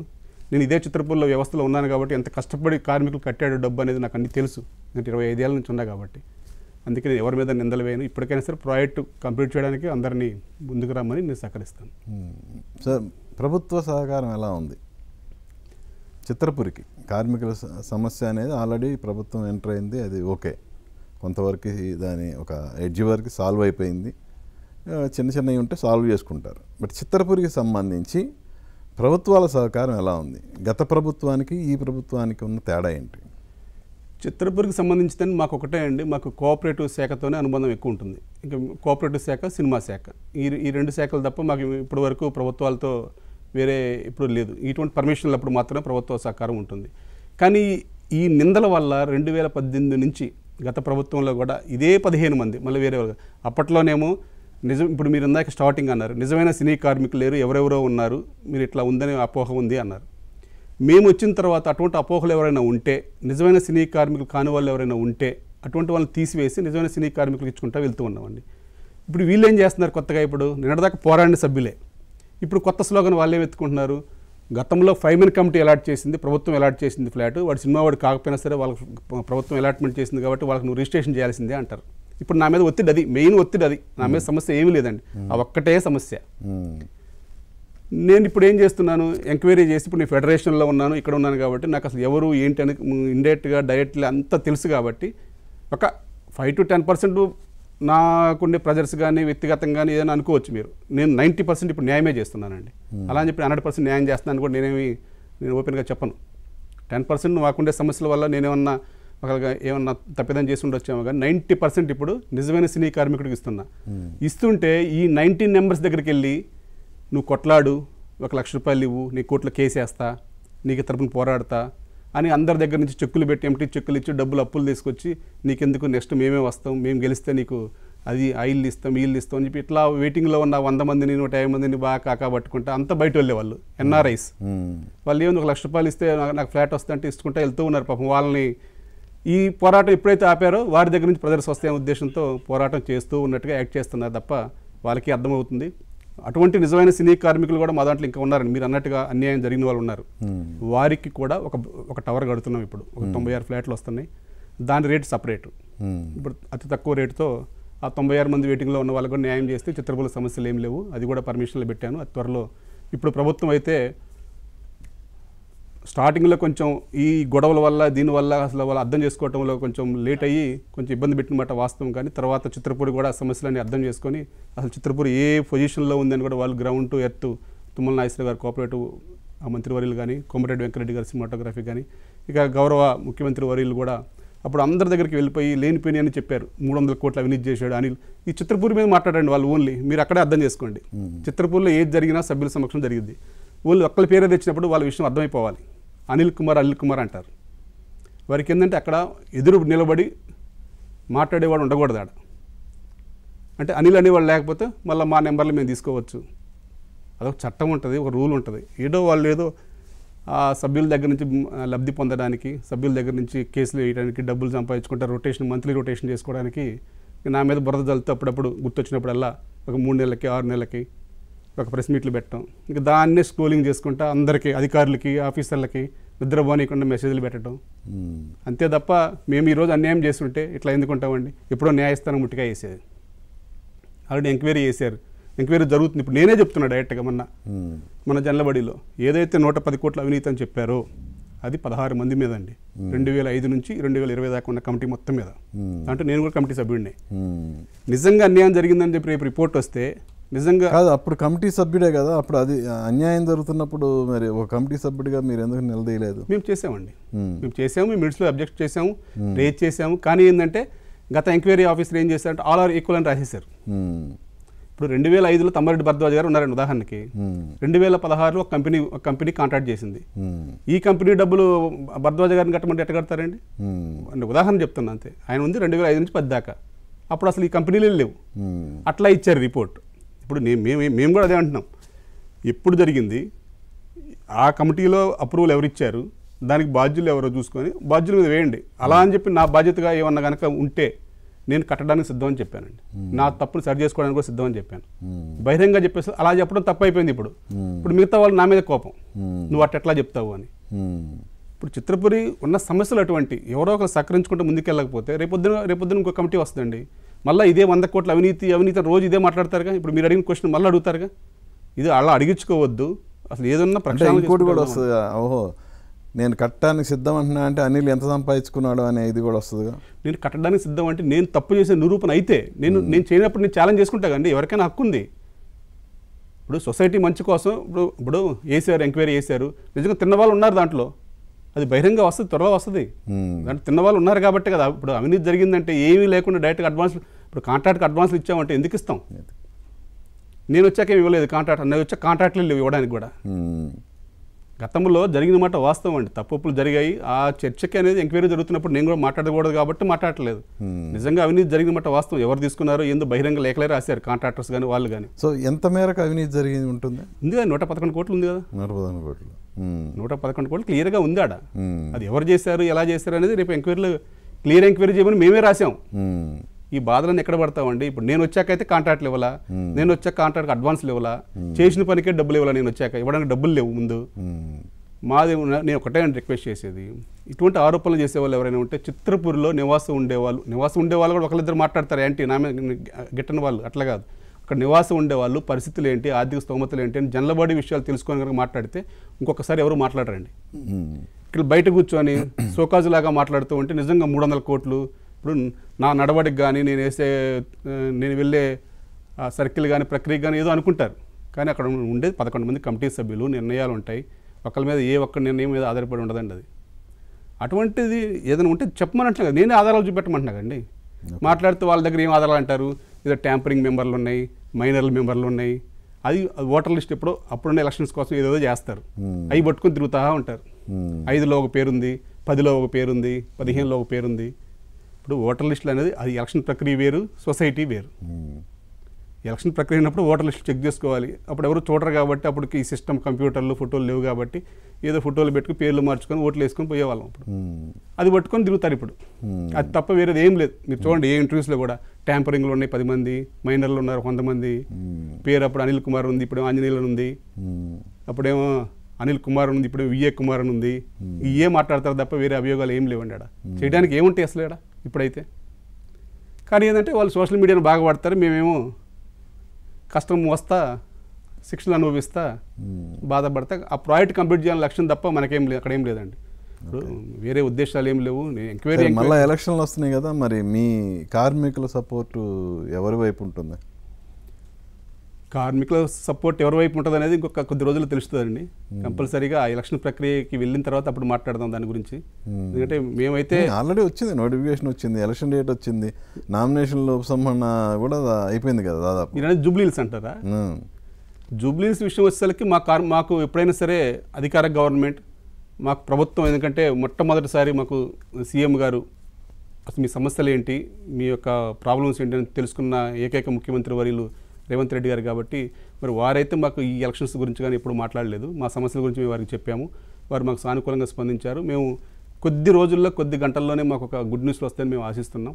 ఆ గుడ్ న్యూస్ త్వరగా వస్తే ఏం చేయాలి, ఎలా చేయాలి, మేము సార్కి ఆ కృతజ్ఞత ఎలా చూపించుకోవాలనేది మేము తదుపరి మేమంతా మీటింగ్ పెట్టుకొని సభ్యుల సమక్షంలో చర్చించుకొని ఆ తదుపరి ఎలా ఉంటుంది అనేది మా నిర్ణయం తెలియజేస్తాం. ఇప్పుడు ఎందుకంటే ఈ రోజు వరకు అయితే మేమైతే ఆర్ట్ఫుల్గా మేము ఏ ప్రభుత్వం ఉంటే ఆ ప్రభుత్వానికి అండగా ఉంటాం. కానీ ఇటువంటి ముఖ్యమంత్రి వర్యులు అయితే మేము ఇప్పుడు చూడలేం. మా కార్మికులు అయితే నిర్మాతలు వాళ్ళు వీళ్ళు ఏ ముఖ్యమంత్రి ఉంటే ఆ ముఖ్యమంత్రి గారి దగ్గరికి పోయి డైరెక్ట్గా పోయి వాళ్ళ అవసరాలు వాళ్ళే చేసుకుంటారు తప్ప కార్మికులను మా సమస్యలు అడిగిన వ్యక్తి ఎవరు లేరు. అటువంటి ముఖ్యమంత్రి గారు అయితే రేవంత్ రెడ్డి గారే కాబట్టి మా రేవంత్ రెడ్డి గారు మాకు మా సమస్యలు పరిష్కరిస్తారని ఆశిస్తున్నాం. గతంలో కూడా మాకు శ్రీనివాస్ యాదవ్ గారు మాకు ఎప్పుడు కూడా అండగా ఉండేవాళ్ళు. కానీ ఇప్పుడున్న ప్రభుత్వంలో మాకు రేవంత్ రెడ్డి గారు కానీ, మాకు అంతా వేం నరేంద్ర రెడ్డి గారు కానీ, తుమ్మల నాగేశ్వరరావు గారు కానీ, కోమటిరెడ్డి వెంకరెడ్డి గారు కానీ మాకు అంతా అండగా ఉంటున్నారు. ఏ సమస్య ఉన్నా ముందుకు తీసుకెళ్తున్నారు కాబట్టి వారి నిర్ణయం ఎలా ఉంటుందో మరి రాజకీయంగా అయితే మేము ఎప్పుడు మాట్లాడుకోలేదు. మా సమస్య పరిష్కారం అయ్యాక మరి ఎలా ఉంటుందో ముందు అనేది వేచి చూద్దాం. అంటే యాక్చువల్గా ఈ ఇష్యూస్ అనేది జరుగుతూనే ఉంటాయి నిరంతరం. ఓకే, రీసెంట్గా ఈ ఛాంబర్ ఎలక్షన్లు పోస్ట్ పోన్ అవటానికి చిత్రపూర్కి సంబంధం ఉందనే ఒక ప్రచారం అయితే బాగా జరుగుతుంది. అది మీ నాకు ఇప్పుడు అదే మీరు ఇందాక అడిగారండి, ఛాంబర్కి చిత్రపూర్కి ఏం సంబంధం ఉంటుంది? మా ఎలక్షన్స్ మావి, మీ ఎలక్షన్స్ మీవి. అసలు ఎప్పుడు లేదండి మాకు. అసలు మీ ప్రభావం మా మీద పడదు, మా ప్రభావం నేను ఛాంబర్ మెంబర్ని కూడా కాదు. ఇప్పుడు మా ప్రభావం మాకు ఏముంటుంది? ఒకవేళ బిజినెస్ పరంగా చేసుకున్న బిజినెస్లు ఏముంటాయి మీకు మాకు? అక్కడ ప్రాక్టికల్గా ఆలోచించండి. ఓకే, ఏంటంటే ఆ పబ్బం గడుపుకోవడానికి ఒక విమర్శించడానికి ఏదో ఒక పాయింట్ కావాలంటే మాట్లాడటం తప్ప ఇప్పుడు ఛాంబర్ ఇప్పుడు లేదు, ఇప్పుడు ఉన్న వాళ్ళు కాదు, కొత్త వాళ్ళు వస్తారు, ఏం చేస్తారు చిత్రపూర్ మీద వాళ్ళు వచ్చి? వాళ్ళకి ఏం సంబంధం? ఆ రోజు నేను ఇలాగే అంటాను కదా, మీకేం సంబంధం అంటాను కదా. వాళ్ళు మంచిగా సహకరించారనుకోండి, ఏంటి మీ సమస్య ఏంటమ్మని పెద్దగా మమ్మల్ని ఆహ్వానించారనుకోండి, పిలిచి మాట్లాడతాం. అంతేగాని అసలు ఛాంబర్కి అదే మాకు ఇప్పుడు అర్థం కావట్లేదు. ఇప్పుడు వాళ్ళ మీటింగ్ ఏంటి, వాళ్ళ జనరల్ బాడీ ఏంటి, వాళ్ళ ఎలక్షన్స్ ఏంటి, మాకేం సంబంధం? మాకు తెలియదు కదా, మాకు అర్థం కావట్లేదు. తెలుసుకుందామని నేను యాజ్ ఏ ఫెడరేషన్ ప్రెసిడెంట్, నాకు ఫెడరేషన్ 24 శాఖల్లో ఏ సమస్య ఉన్నా ఛాంబర్ మెట్టు ఎక్కుతా, రోజు ఎక్కుతాను. దామోదర్ ప్రసాద్ గారు ఇప్పుడు అందుబాటులో ఉంటారు, భరత్ గారు అందుబాటులో ఉంటారు, ప్రసన్న గారు అందుబాటులో ఉంటారు. వారు ముగ్గురికి సమస్య వివరిస్తాం, వెంటనే పరిష్కరిస్తూ ఉంటారు. వారంలో 2-3 రోజులు అక్కడే ఉంటాం. అటువంటిది నేను ఇందాక చెప్పాను, మాకు చిత్రపూర్ విషయానికి వచ్చేసరికి ఏదైనా చిత్రపూర్లో సమస్య ఏమన్నా ఛాంబర్ వారితో పరిష్కారం అయ్యే సమస్యలు ఉంటే వారి దగ్గరికి వస్తాం తప్ప ప్రతి సమస్య వాళ్ళ దగ్గర తీసుకురావాల్సిన అవసరం మాకు అసలు లేదు. మాకేమో వాళ్ళ కమిటీ సభ్యులు కాదు, మా దాంట్లో వాళ్ళ భాగస్వాములు కాదు. అంతేగాని వేరే ఏమైనా ఆ రిలేషన్స్ ఏమైనా ఫ్రెండ్షిప్లో మేము ఏమైనా కలుస్తామేమో కానీ ఇప్పుడు రేపొద్దున వచ్చే వాళ్ళు కూడా మన సినిమా ఇండస్ట్రీలో అందరూ ఫ్రెండ్షిప్లే. ఎవరు అధికారంలో ఉంటే మేము వారితో మాట్లాడుతూ ఉంటాం. అంతేగాని మాకు చిత్రపురికి సంబంధం లేదు, ఛాంబర్కి మాకు అసలు సంబంధమే లేదండి. దయచేసి అటువంటి అపోహలు ఉన్న వాళ్ళు మానుకోండి. చిత్రపూర్ని ఛాంబర్ని ఏదో ఇట్లా పదే చెప్పి మీరేమన్నా చేద్దాం అనుకుంటున్నారేమో కానీ ఎవరు చిత్రపూర్లోకి ఛాంబర్ వాళ్ళు దూరలేరు. ఛాంబర్ రాజకీయం వేరు, చిత్రపూర్ రాజకీయం వేరు.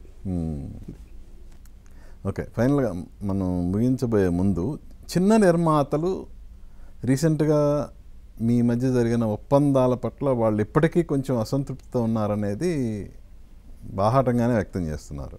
మరి చిన్న నిర్మాతలకి అసలు ఒక ఫెడరేషన్ అధ్యక్షుడిగా మీరు ఎలాంటి హామీ ఇవ్వబోతున్నారు? చిన్న నిర్మాతలకు మేము బహిరంగానే చెప్తున్నామండి. చిన్న నిర్మాతలకు ఎప్పుడూ అండగా ఉంటామని చెప్పి ఫెడరేషన్ చెప్పాం. మాకు ఆల్రెడీ ఒకవేళ మాకు 1000 రూపాయలు పెరిగినా కానీ దాంట్లో 15% తగ్గించి మాత్రం చిన్న నిర్మాతకు చేయాలని మాకు అగ్రిమెంట్ ఉంది. మేము దాని ప్రకారం ఛాంబరు ఫెడరేషన్ ఒక కమిటీ ఉంది. ఆ నిర్ణయం ప్రకారం వారికి సహకరిస్తా అని చెప్పాం, సహకరిస్తూనే వెళ్తున్నాం. ఇంకా కొందరైతే దానికి మించి కూడా ఒక కాంట్రాక్ట్ బేస్లో మాట్లాడుకుంటారు, ఒక కాంట్రాక్ట్గా. అవి చాలా అసలు మాకు ఈ రోజు వరకు కూడా మీరు చెప్పిన విధంగా చిన్న నిర్మాతకి ఫిలిం ఫెడరేషన్ కార్మికులకి ఏ రోజు చిన్న సమస్య రాలేదండి. మేము వారితో ఒక అండర్స్టాండ్తో వెళ్తూ ఉంటాం. అది ఎక్కువైనా తక్కువైనా ఒక కూర్చొని కావాలంటే ఒక 4 గంటలు ఎక్కువ పని చేసినా సరే ఒక సింగిల్ కాల్ షీట్ తీసుకోవటం, 1 గంట పని చేసినా తీసుకోవటం, అట్లా కొంచెం అండర్స్టాండ్తో వెళ్తూ ఉంటాం. ఒకరోజు లేట్ అయినా అసలు కార్మికుడు పేమెంట్ విషయాల్లో కూడా చిన్న కార్మికుడు ఏ రోజు కూడా మాకు అన్యాయం చేయలేదు. వాళ్ళే కరెక్ట్గా ఇస్తారు మాకు వచ్చేదంతా ఈ పెద్ద సినిమాలు పెద్దది మా రొటేషన్లో ఉంటాం అనుకుంటా, దాన్ని 3 నెలలు 4 నెలలు చేసుకుంటా వాటి మీద ఇబ్బంది లేదు తప్ప మాకు ఈ చిన్న నిర్మాతలతో ఏమీ లేదు. ఈ రోజు కూడా చెప్తున్నాం, ఆ రోజు చెప్పాము. గౌరవ ముఖ్యమంత్రి వర్యులు గారు కూడా చిన్న నిర్మాతలను మీరు చూడండి, ఇండస్ట్రీ ఆదుకోండి అని చెప్పారు. మీ చిన్న నిర్మాతలకు ఏదైతే మీ పెద్దలందరూ కూడా అన్నారు, నిర్మాత బాగుంటేనే కార్మికుడు బాగుంటాడు కాబట్టి వారు చిన్న సినిమాలు తీసే వాళ్ళని ఎంకరేజ్ చేస్తేనే ఇంకా సినిమాలు పెరిగితే కార్మిక పని దొరికిద్ది కాబట్టి మేము వారి విషయంలో ఎప్పుడు కూడా సుముఖంగానే ఉన్నాం. మేము ఇప్పుడు కూడా మేము సహకరిస్తామని చెప్పి మేము సభాముఖంగా తెలియజేస్తున్నాం. సో చిన్న నిర్మాతలు అయితే ఏ రోజుకి ఆ రోజు డైలీ పేమెంట్లే మీరు వసూలు చేస్తున్నారు. వాళ్ళు కూడా వసూలు చేయకపోయినా వాళ్ళు స్పాట్ ఇచ్చేళ్తారండి. వాళ్ళు నేను చెప్తున్నాను, వాళ్ళ నుంచి ఏ సమస్య లేదండి. ఇంతవరకు ఒక కంప్లైంట్ లేదు మా దగ్గర. మా దగ్గర చిన్న నిర్మాత ఇవ్వలేదండి. మీ దగ్గర ఉన్న కంప్లైంట్లు ఏంటి? పెద్ద నిర్మాతల దగ్గర నుంచి ఫెడరేషన్కి ఆగిపోయిన అమౌంట్ ఎంత ఉంటుంది సుమారు? ఇప్పటికి కూడా మొన్న సమ్మె విరమింపజేసేటప్పుడు రోజుకి కూడా మాకు సుమారు 45 కోట్ల రూపాయలు ఉన్నాయండి. ఇస్తాం వెంటనే ఇచ్చి పని చేసుకుంటాం అన్నారు. ఎవరు ఇవ్వలే ఇంతవరకు. కొందరు ఇచ్చారు, కొందరు ఇవ్వలే. నేను అనేది ఏంటంటే అండి, కొందరు ప్రాంప్ట్గా ఉన్నారండి. దాంట్లో కూడా ఒక 2-3 కంపెనీలు అయితే అసలు ఒక కంప్లైంట్ కానీ ఒక ఫోన్ కాల్ కూడా రప్పించుకోండి. ఒకరోజు లేట్ అయినా వాళ్ళే ఫోన్ చేసి ఒక వారంలో ఇస్తున్నాం అని చెప్పేసి ఎప్పుడు రొటేషన్ చేసుకుంటూ వెళ్తారు. ఇక కొందరైతే ఎందుకు రారో చూద్దాం, ఎందుకు పని చేయరో చూద్దాం అనేటట్టుగా ఉన్నారు. వివిధ రకాల సమస్యలు ఆడా ఉన్నాయి, మా సైడ్ నుంచి కూడా ఉన్నాయి కొన్ని. మేజర్గా ఏ కంపెనీ దగ్గర నుంచి మీకు బాగా కంపెనీ పేర్లు మేము అట్లా చెప్పకూడదండి ఫెడరేషన్గా ఉండి, ఎందుకంటే వాళ్ళు ఈరోజు కష్టాల్లో ఉన్నారేమో, ఒక లేట్ అయిందేమో, రేపు పొద్దున మళ్ళీ బాగుంటే రొటేషన్ బాగుంటుందేమో, వారు బాగుండాలని కోరుకుంటాం. కానీ వారి కష్టాన్ని మా అవకాశంగా తీసుకునేమైతే మీరు చెప్పిన దాని ప్రకారం ఎందుకు రారో అనే ఒక ఈగోయిస్ట్గా మీరు చెప్పారు కాబట్టి అడిగాను. ఉన్నారు, ఒకరిద్దరు ఉన్నారు, వారు ప్రపంచానికి తెలుసు. వాళ్ళ పేర్లు నేను చెప్పడం నాకు భావ్యం కాదు. నాకు ఎప్పుడు అట్లా ఒకరిని విమర్శించడం రాదు. ఎందుకంటే ఒక కార్మిక నాయకుడిగా మా కార్మికులు కష్టాలు ఉంటాయి ఆడ, మళ్ళీ కంపెనీలో మా కార్మికులు కష్టాలు కలగకూడదు. అది ఏదన్నా మేము మోస్తాం. కానీ రేపొద్దున మొన్న సమస్య వచ్చినప్పుడు అంత చేసినా సరే కష్టం నా ఒక్కడి మీద వేసుకున్నాను, కానీ ఎవరిని ఇబ్బంది పెట్టలేదు. నన్ను ఎంత ప్రెజర్ పెట్టినా ఎంత చేసినా నేను ఒక్కడే పడ్డాను, కానీ ఏ ఒక్క కార్మికుడికి కూడా కష్టం కలగలేదు. కాబట్టి మా కార్మికులు కొంచెం అసంపూర్తిగా ఉన్నమాట వాస్తవం. ఆ అసంపూర్తి కూడా అతి త్వరలో తొలగిపోతుందని మేము ఆశిస్తున్నాం. గుడ్. సో గతంలో ఫెడరేషన్ చిత్రపూర్ కాలనీ ప్రెసిడెంట్లు ఫెడరేషన్లో నాయకులుగా ఉన్న వాళ్ళు సినిమాలు తీశారు. మరి అనిల్ సినిమా ఎప్పుడు తీస్తాడు ఏంటి? నేను సినిమా పరిశ్రమ బాగుండాలనుకుంటాను, కానీ నేను సినిమా తీయాలి అని అనుకోనండి. మా కార్మికుడికి ఎప్పటికప్పుడు ఆ వేతనం ఇప్పించాలి, పని కల్పించాలని లక్ష్యం తప్ప నాకు సినిమా తీయాలనే ఆలోచన లేదు. అసలు నాకు ఆ థాట్ కూడా ఇప్పుడు రాదు. నా కష్టం నాకు ఉంటుంది, నా బిజినెస్ నేను చేసుకోవాలనుకుంటా తప్ప నాకు వేరే ఒకళ్ళ దాంట్లోకి లేనిపోయిన దాన్ని వెళ్ళి నేను మళ్ళీ రిస్క్ తెచ్చుకోవాలనుకుని అంత పెద్దవాడిని అయితే కాదు. నేను సినిమాలు తీసే అంత పెద్దవాడిని అయితే కాదు. నేను కార్మికుడు నాయకుడిగా ఆలోచిస్తా తప్ప నాకు సినిమా తీసేంత స్తోమత లేదు. మేము చిన్న కార్మికులతో ఒక సినిమా వాడిగా ఒక లగ్జరీగా ఒక అందరి ముందు ఒక హుందాగా కనపడతానే తప్ప నా సమస్యలు నాకు ఉంటాయి. మా కార్మికులు కష్టంగా రాకుండా చూసుకోవడం నా ఏకైక లక్ష్యం. నా చిత్రపురి ఎవరో ఎన్ని అడ్డుపడ్డా చిత్రపురిని అంతిమ లక్ష్యంగా ఒక ప్రభాకర్ రెడ్డి గారి కన్నా కళ, కోట్ల విజయభాస్కర్ రెడ్డి గారు ఇచ్చిన సంకల్పంతో దాన్ని ఒక ప్రాజెక్ట్ కంప్లీట్ చేయడమే ఒక లక్ష్యంగా, మళ్ళీ కాంగ్రెస్ గవర్నమెంటే ఉంది, ఈ గవర్నమెంట్లో అయినా సరే ప్రాజెక్ట్ అంతా కంప్లీట్ చేద్దామనే ఒక లక్ష్యంతో ఎన్ని నిందలు పడ్డాయి, ఎన్ని ఆరోపణలు వచ్చినా సరే తట్టుకొని నిలబడి ఆ ప్రాజెక్ట్ కంప్లీట్ చేయడం లక్ష్యంతో పనిచేస్తున్నా. ఆ లక్ష్యంగా పనిచేస్తాను, అది నెరవేర్చే అనుగ్రహం కూడా ఆ స్వామివారు మన కార్మికులు కల్పిస్తారని ఆశిస్తున్నాను. Thank you. సో నువ్వు అనుకున్నట్టుగానే ఇటు కార్మికుల సమస్యలు పరిష్కారం అవ్వాలి, ప్రొడ్యూసర్స్ ఇటు ఫిలిం ఛాంబర్కి మీకు మధ్య కుదిరిన ఆ ఒప్పందం ఏదైతే ఉందో అది సజావుగా సాగాలని మనస్ఫూర్తిగా కోరుకుంటున్నాను. అలాగే చిత్రపురి విషయంలో నువ్వు కన్న కళ, అలాగే అప్పటి పెద్దలు ఆ చిత్రపురి సాధించిన పెద్దల కళ కూడా నెరవేరాలని మనస్ఫూర్తిగా కోరుకుంటున్నాను. Wish you all the best. Thank you. Yeah, చూశారు కదా, ఫిలిం ఫెడరేషన్ అధ్యక్షుడు అలాగే చిత్రపురి కాలనీ ప్రెసిడెంట్ అయిన అనిల్తో మన స్పెషల్ చిట్ చాట్. మళ్ళీ మరో గెస్ట్తో మీ ముందుకు వస్తాను. మీ ఎన్ఎస్ఆర్ సైనింగ్ ఆఫ్. చూస్తూనే ఉండండి ఏబిఎన్ ఆంధ్రజ్యోతి.